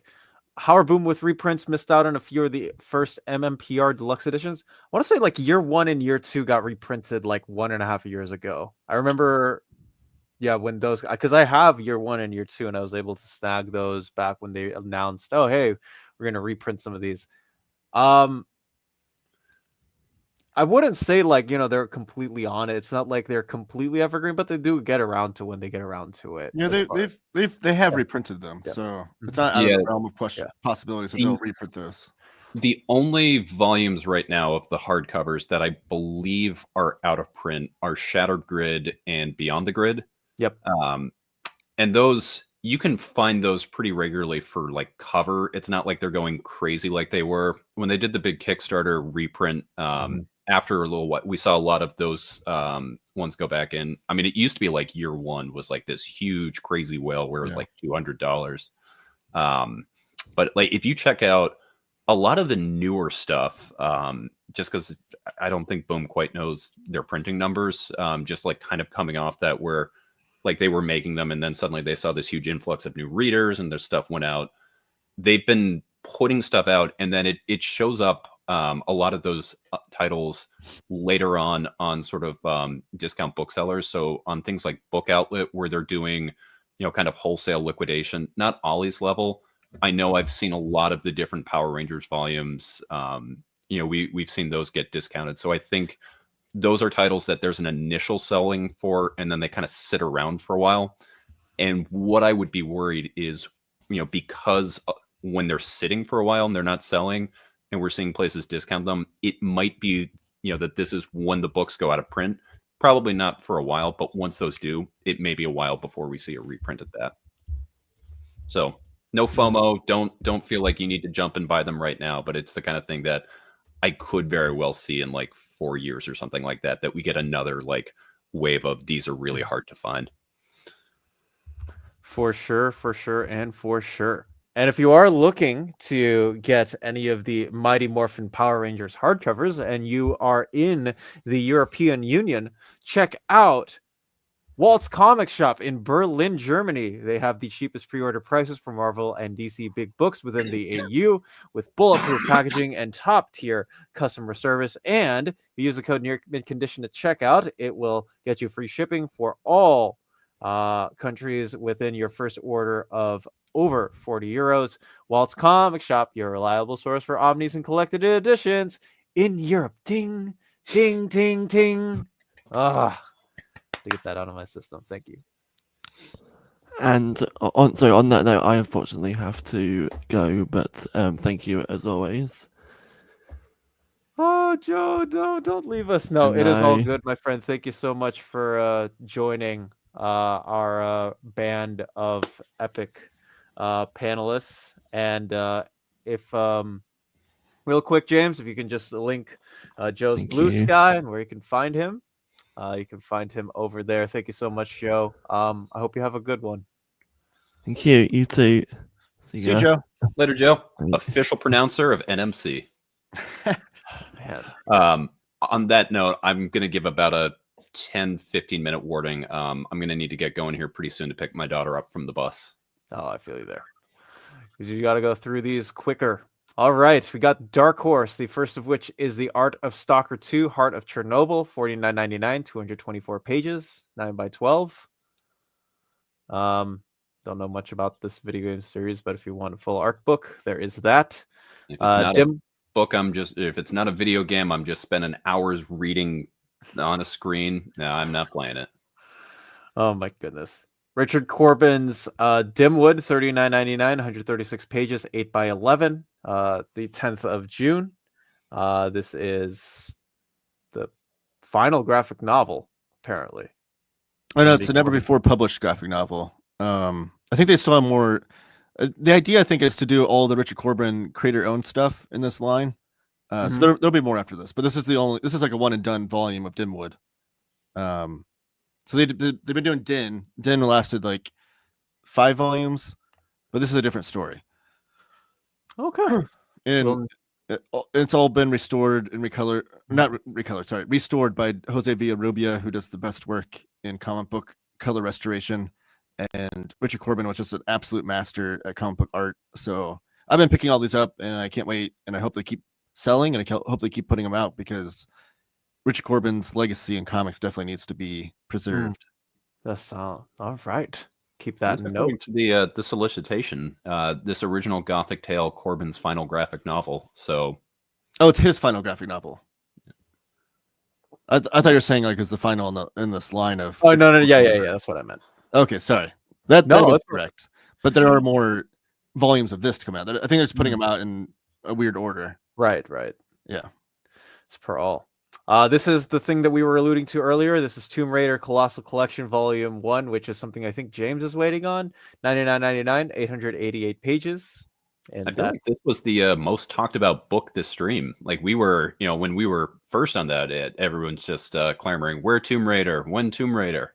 Now we got Tomb Raider. Now Tomb Raider. So yeah, collects 1 through 24, 26 through 34, the Top Cow series, from Adam Hughes, Michael Turner, Mark Silvestri, David Finch. There's something 25. There was like some kind of crossover, right? Where it was like that issue was something because it's 24, 1 through 24, and then 26 through 34. I remember someone mentioning like why 25 wasn't in there. Was it with Darkness or what's the Witchblade? Witchblade, was it a crossover with one of them? Because it is Top Cow. Okay, yeah. Josh is saying Witchblade and Darkness, and if there's anyone I would trust on Tomb Raider stuff, it would be him. So that seems, I would assume that's right. Yeah, because this was one of the earliest times that Image did a licensed comic, where Top Cow grabbed the Tomb Raider license. I know Eric Larson did the TMNT comics for a while too, but it wasn't a big thing that Image did back in. Well, still not really a big thing that Image does with licensed comics. A little bit through Skybound now, but this is all Top Cow originally. So you have all the mainstays, the guys that made their name with Top Cow, Michael Turner, Adam Hughes, that have become on to be big names afterwards. But this has been out of print for a long time. I remember some of the earliest Omar videos were him in comic book shops with people like requesting, hey, if you find the Tomb Raider collection, I need that. So this is back in print, which is a big deal. Yeah, and Omar will be able to buy it in, right? Yeah. Isn't it like the same size as like Big Damn Sid City and Yep. This is 8 by 12 and 3/16. So in that $100, 888 pages. monster size Hellboy and complete Harrow County. Yeah. Yeah, it's got Adam Hughes and everybody. I mean, I've only played the video games, but I might as well check this out at some point. I mean, the art's got to be great in it, right? I mean, you have Adam Hughes and Francis Michael Manapul. Turner on him. Yeah, Francis Manapul. I'm like, come on, David Finch, shoot. Yeah, Mark Silvestri, this is like a who's who of that era of comic book art. Which I think this is some of Francis Manapul's earliest comic book art. Yeah, right? this is where Omar found Francis Manapul. Okay, I was gonna say this is where his earliest stuff came from. Mm-hmm. Buy 2. No. Oh, there you go. Bunk will buy 3, and then we'll give one. Josh, you're gonna buy me 3? Thanks, buddy. I knew that that Bang Patreon money was going towards something. Trigun Maximum Deluxe Edition Volume. So here, look at that. 2 straight for Josh. $49.99, 560 pages.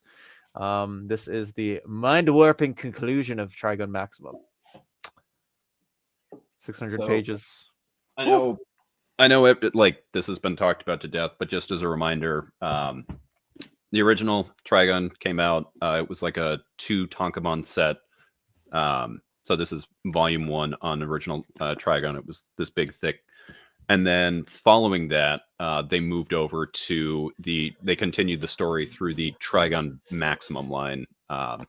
It's a little bit more frenetic kind of action stuff, continues the story through there. And I believe it goes farther into the story than the anime does, because the anime is only 26 episodes, and it really doesn't start getting into story parts until episode 13 with Diablo and the Gung Ho Gun stuff.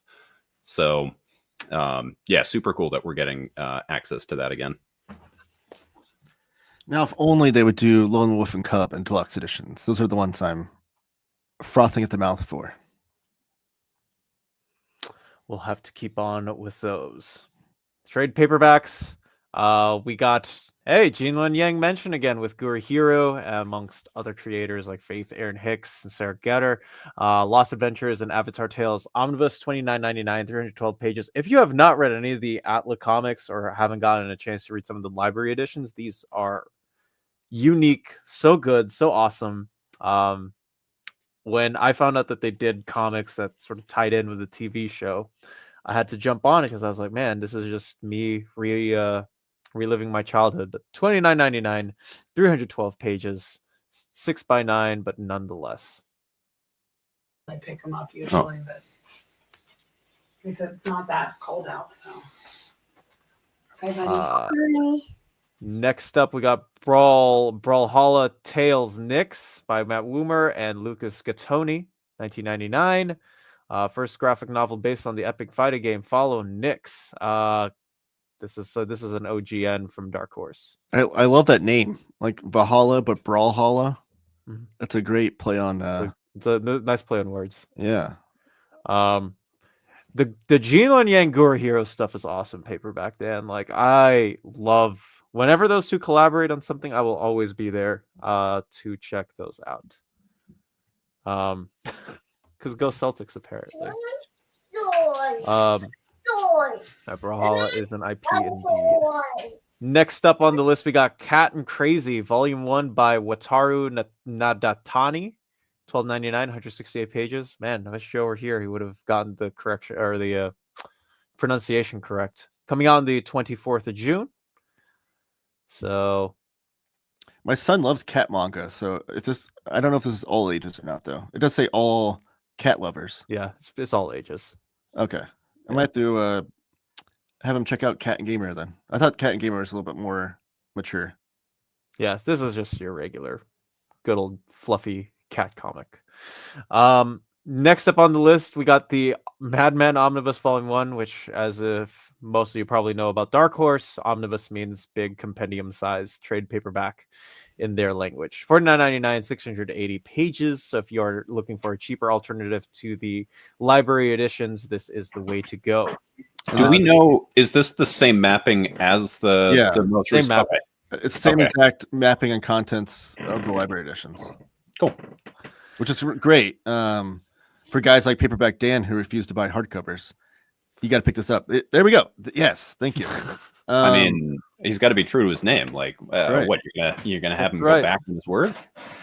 But the Madman, Michael Allred's my all-time favorite comic book artist that's still drawing comics to this day. My favorite current artist, I should say.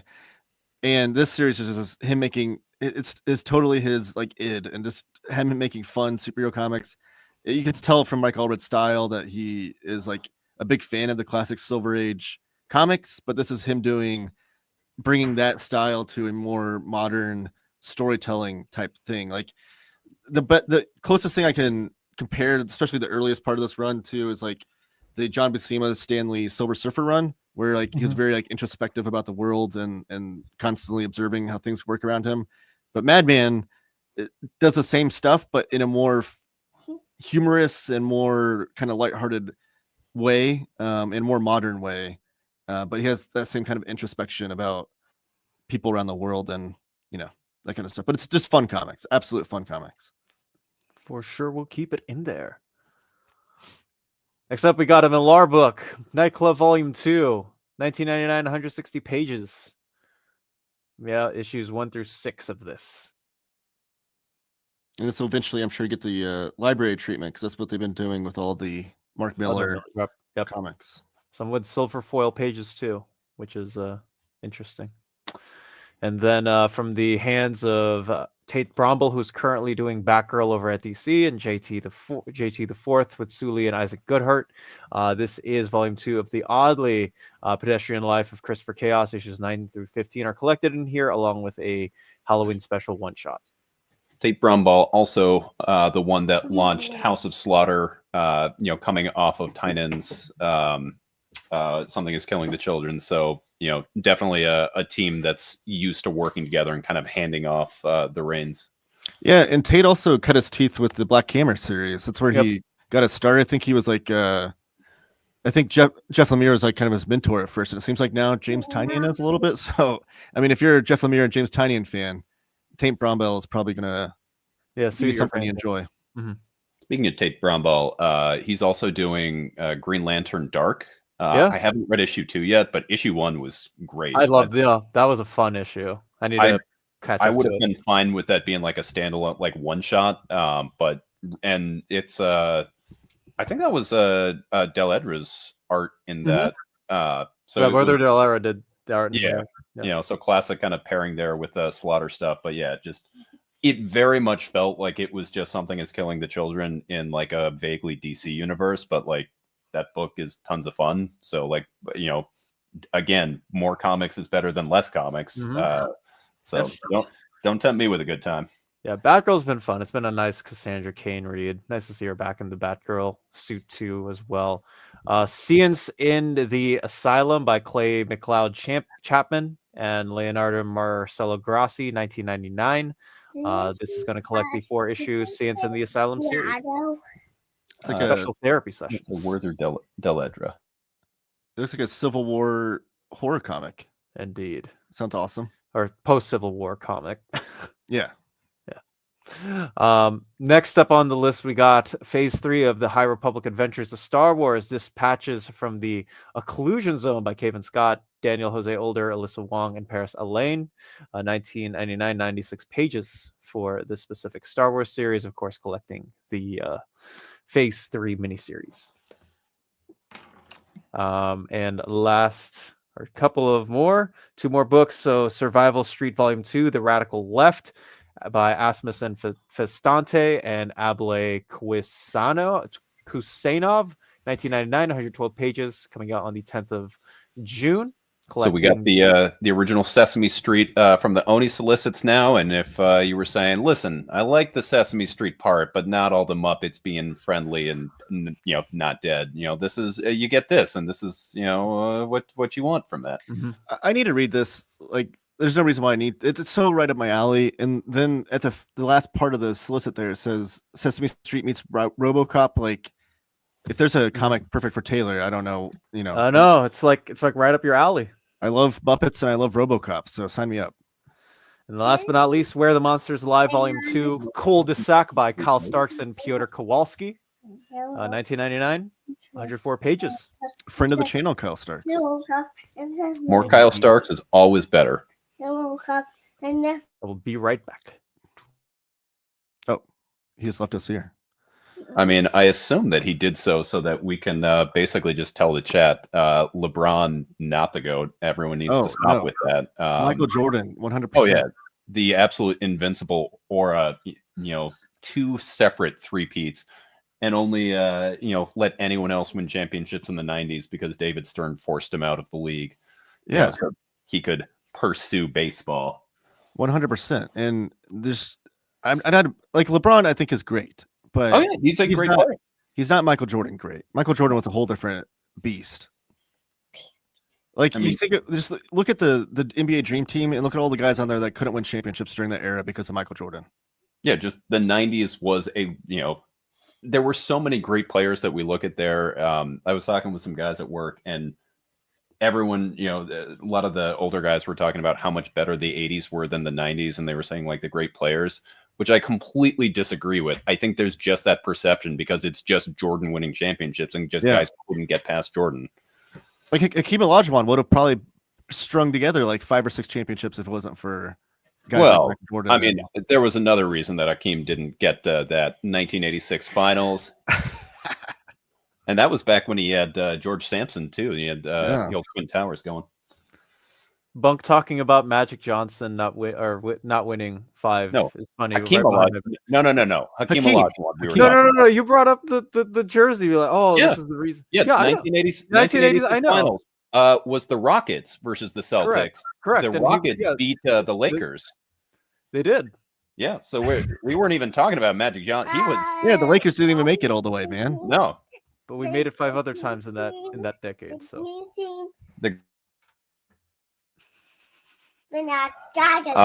with that, unfortunately, even though I was so excited to talk Power Fantasy, we do need to get going. So Taylor, you are tasked talk all the good words about Power Fantasy. If you haven't read it, make up good words about it and talk about how good you think it is. Super Mega Force, that's right. So you got it. Anyways, you can subscribe to Bunk there. Thank you, James, for the link. He does amazing indie stuff there. Bunk, thank you so much for joining us, and we hope you have a good one. Thanks, guys. And before I go, I don't think he was visible, but since I was a stream with them, Mike Coco! Yes! I had my own Pokemon plushie sitting in the back.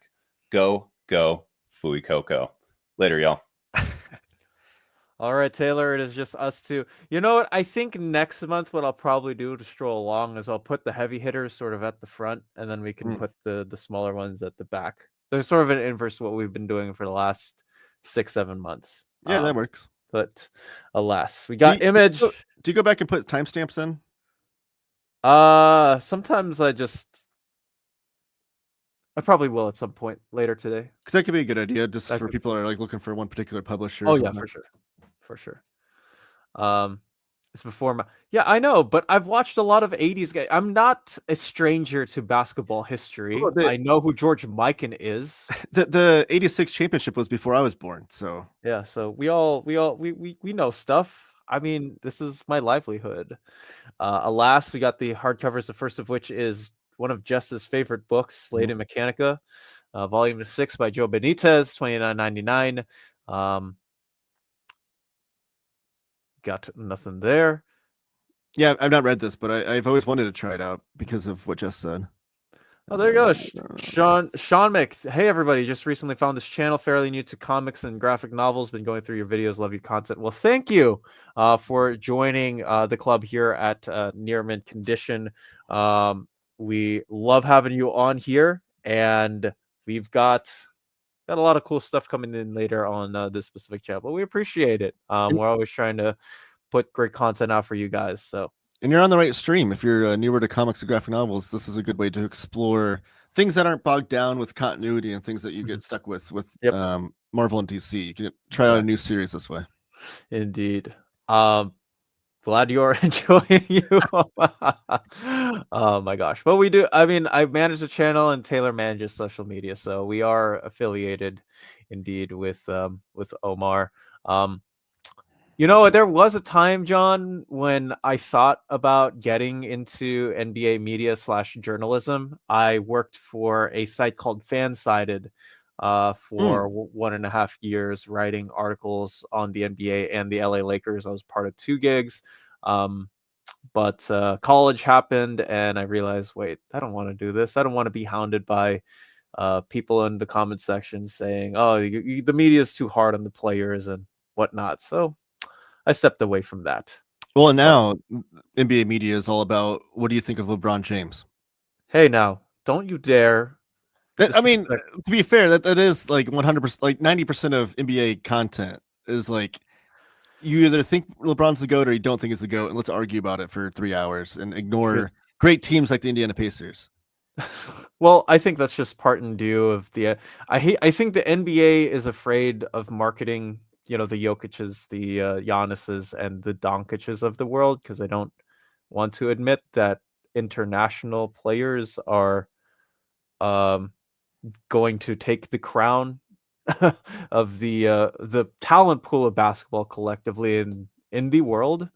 And I think that they want their successors to be from the US, but they haven't got one yet. So, well, yeah, it's fair. Just LeBron's retiring soon at some point, right? Like, he's not going to keep playing forever. Like, neither is Curry or Durant, and they like they're all getting to that point. They are all.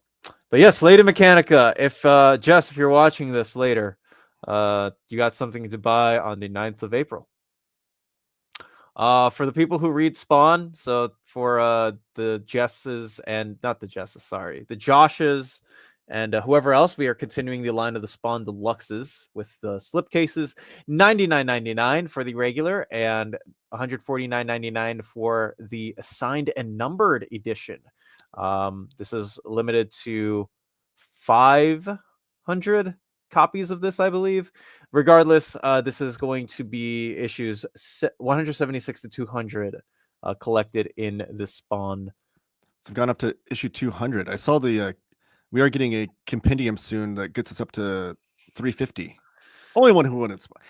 I've actually not read very many Spawn comics, for the record, but I've always wanted to. Like, I think I will one day. But I've read the Batman Spawn crossovers. Yes, I've read that. Frank Miller, of course, you have to read that. Anytime Frank Miller's writing Batman's a great time. So there you go. Now, this is, I found this interesting. I'll get to my comment on this later. This is Void Rivals by Rob Kirkman, Lorenzo De Felici, the same creative team on, why is it leaving my mind? Oblivion Song. And then we got the Direct Market Deluxe Spot Foil.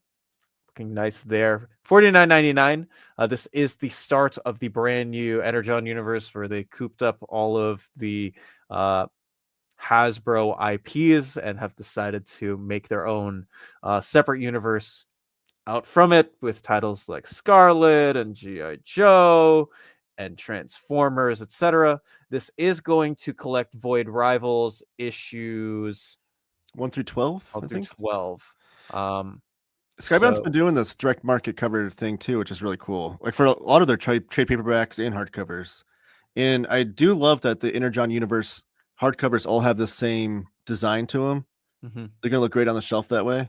And I think we saw the leaked solicits. They haven't come up yet, so they'll be on the show in a few months whenever we get to them. But the Scarlet and Duke and Destro, like those mini series of GI Joes, will all be collected in the same format as well. So yeah, it's nice to have like a lot of uniformity on these books. I mean, the same thing too with the Transformers hardcover that we saw last month with Daniel Warren Johnson.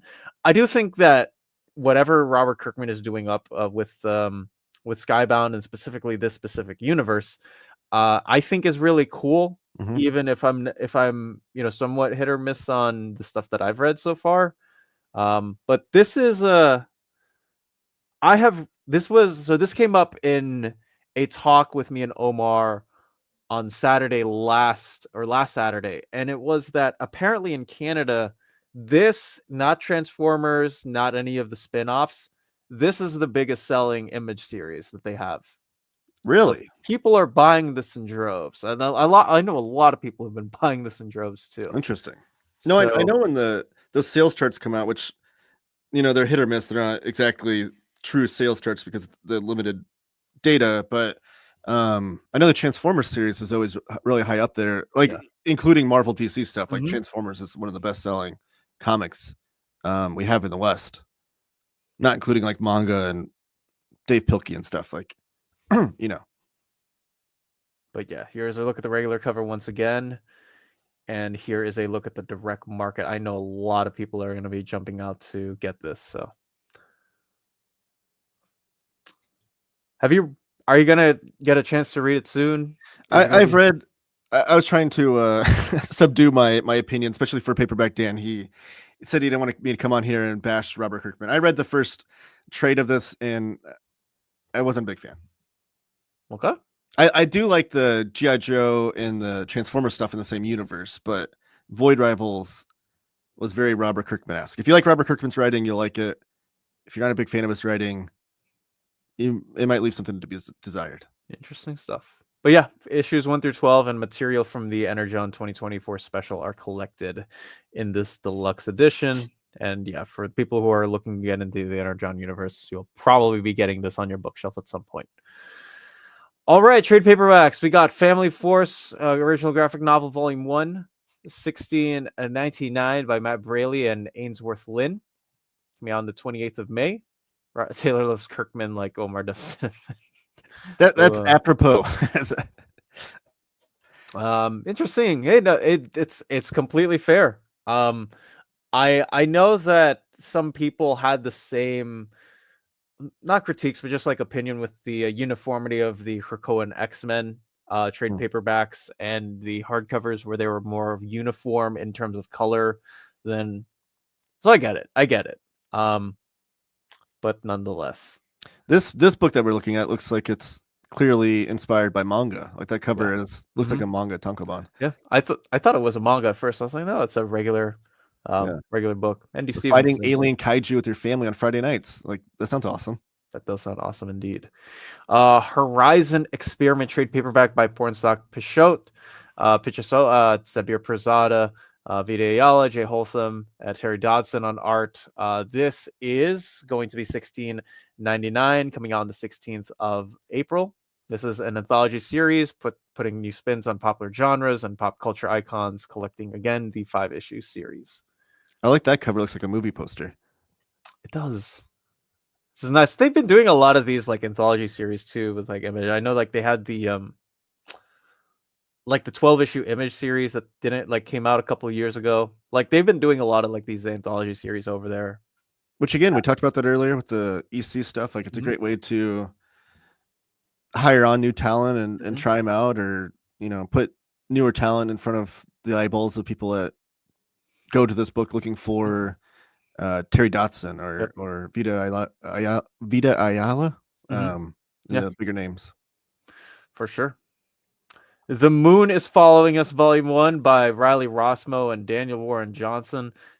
I've read the first 3 issues of this, and it is nothing but fun. I can't wait to try this out. I've heard nothing but great things. It is DWJ only writing, which isn't foreign to him. He's done a couple other series like that.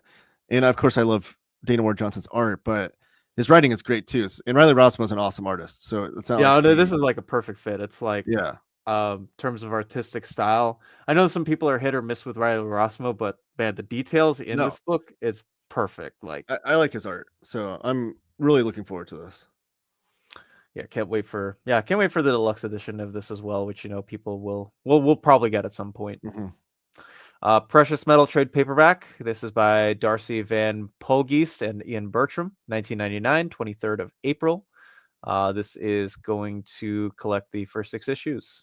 This is another one with incredible artwork that I can't wait for. This is the precursor to Little Bird. Yeah, precursor to Little Bird. Yeah, so I'm excited to read that too. To answer Chris Brogan's question, this is only a 5-issue anthology series, from my understanding.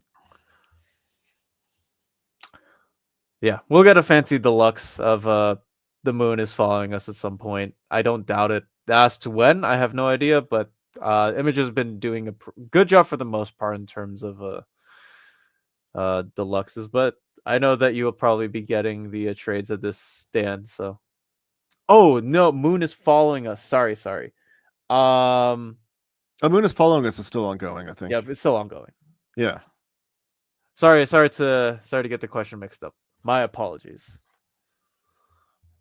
All right. We got the first part of the Ghost Machine line, as we saw with the Energon Universe earlier. Image has multiple imprints under their belt. This is Rook Exodus, Volume 1 by the same creative team on Justice League, post Forever Evil, New 52, and also Batman 3 Jokers, Jeff Johns and Jason Fabok. Fabuk. Somebody please let me know how you say the guy's last name. He's Canadian, but alas, issues 1 through 6 are going to be collected in here. Although the deluxe apparently collects the first 7 issues, which I'm actually interested in. So there you go. I do enjoy when the spines of a series can provide a cool aesthetic and all, but remember how lucky we are to be getting these books at. Hey, that's not a bad way to put it at. Riley Rossmo did Cowboy Ninja Viking. Yeah, he did that. He did for DC Martian Manhunter with Steve Orlando. He did a Sandman Wesley Dodd series with Robert Venditti. Did you do a Harley Quinn series? He did, yeah. He did a couple of Harley Quinn issues with, who was the writer? Stephanie, was that Stephanie Phillips? I feel like it was, because I remember. Yeah, it was Stephanie. Yeah.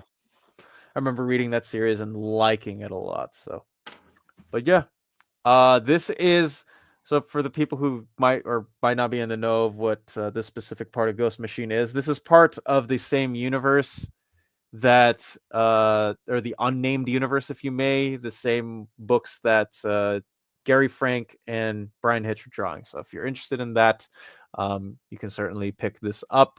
It's my second favorite of their line, I would say. Spawn Ghost Godslayer trade paperback by Brian Holguin with, there's some artists here that I like. Philip Tan, Jay Anacleto.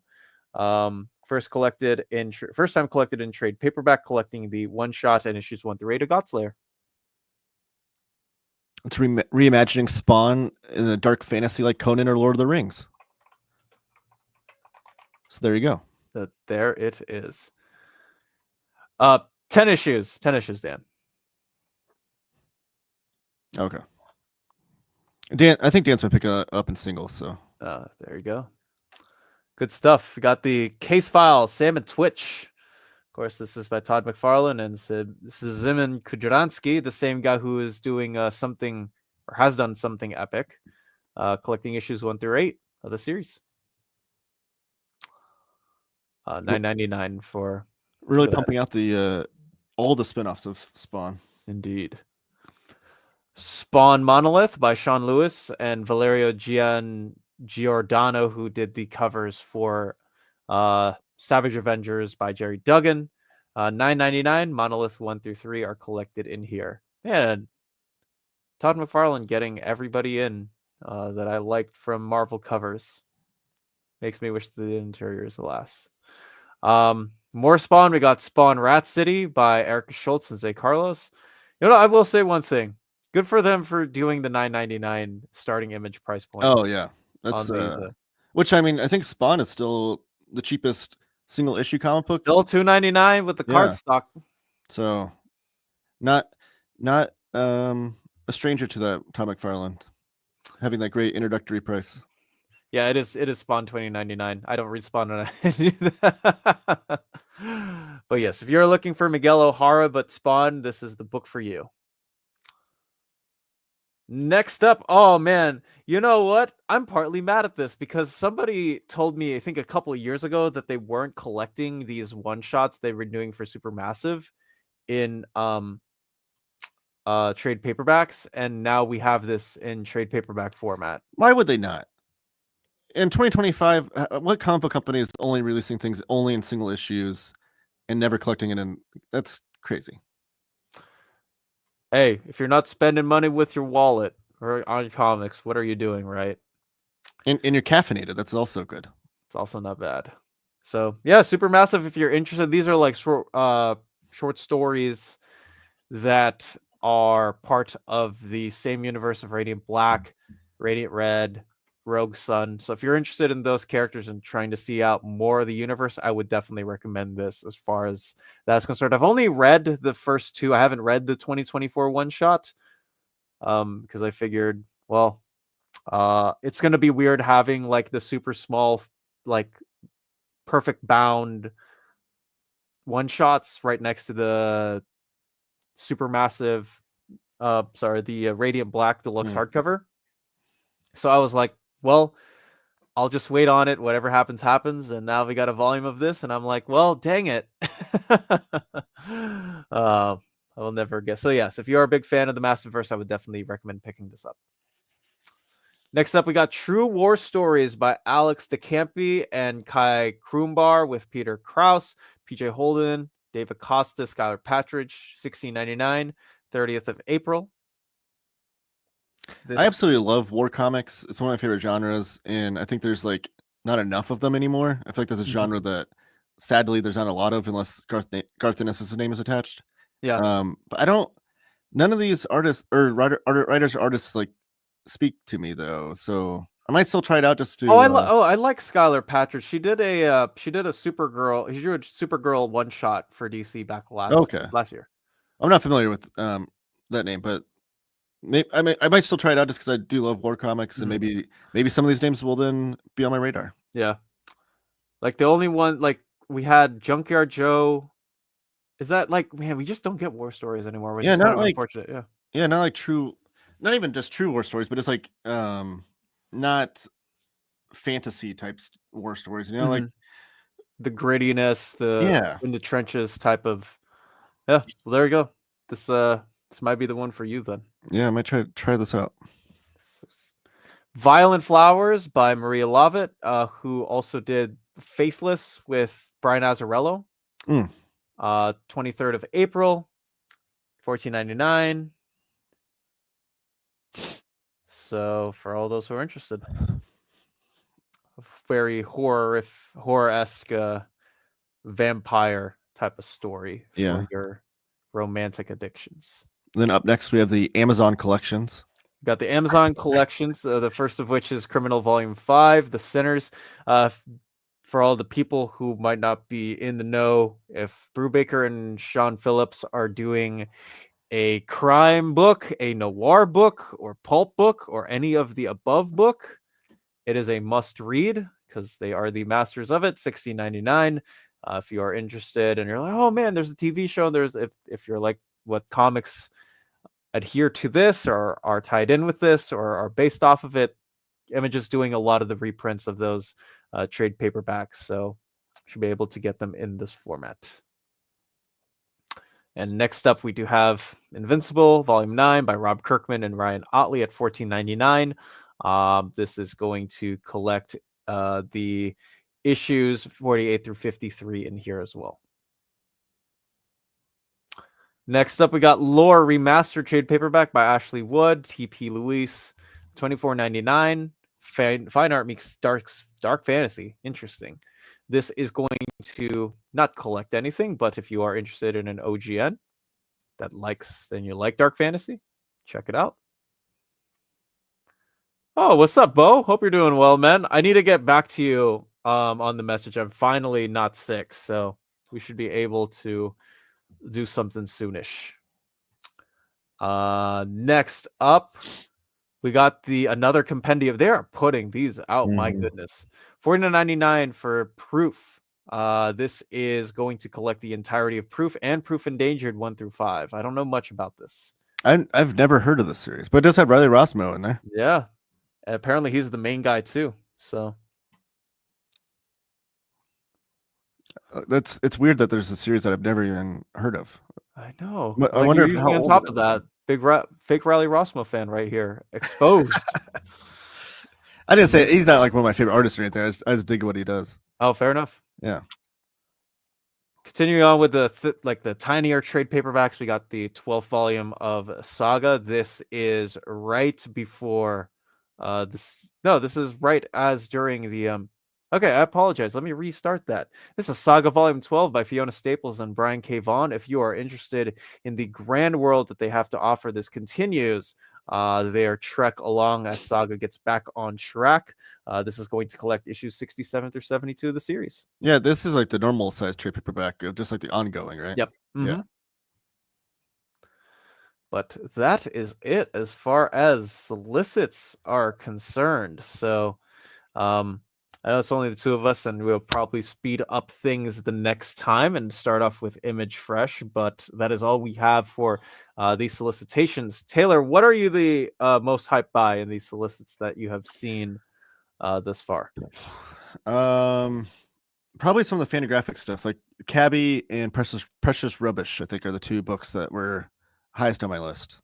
Okay. Although, Spawn of Venus, I said that was one of my most anticipated books of the year. Yeah, you put a Spawn book at the top, despite it not being Spawn. That's right. So there is that. What about you? I think for me, it's probably Tomb Raider because I've never read I've played the video games, like not religiously, but I've played a lot of those, and I'm like, man, Adam Hughes and Mark Silvestri and David Finch and Francis Manapul and Michael Turner. Yeah, there's. I might have to scoop that up at some point. So, yeah, I mean that lineup of artists, you can't go wrong. That you cannot. But that is going to be it from the both of us. We want to thank anybody who is still here watching. We will readjust the format so we can get to not only a better time for everybody, but also get it out more efficiently. We'll put the bigger publishers in the front and then the smaller ones in the back. My buddy, my old podcast co-host used to work at Top Cow as their top marketing director. I know what they publish, Josh. Don't try to fool me. Taylor, where can they find you? Taylor Talks Comics on YouTube. Go over there and please subscribe. Check out my videos there. I show off a lot of the independent or smaller, lesser known publishers' comics on there. So I appreciate that. And I also do all the social media for Near My Condition. So there you go. And of course, you can find me on this very channel where I think I have a video to upload that is required by my boss to be put out for an overview soon to come. You can also find me at the specific website, comicreleases.com, where we literally have pretty much every single release date update to the date. If we can find it on Idlewise, if it is up on whatever the solicitations are given, they are going to be out, and we always have those up to the date as much as possible, and that is concerned. Thank you guys for being here. Of course, you can find me at my own YouTube channel at Dom of X, where I just put out a super fun video series that I'm starting to do called Blindly Ranking Comics. That it looks like it's going to be a staple from now on because people are loving the series.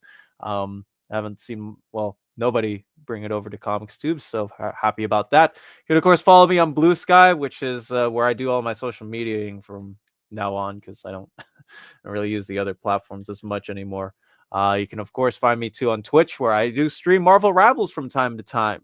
and it's been fun there doing that with my friend. Of course, here's a link to comicrelease.com. You can talk to me on Discord via Comic Releases.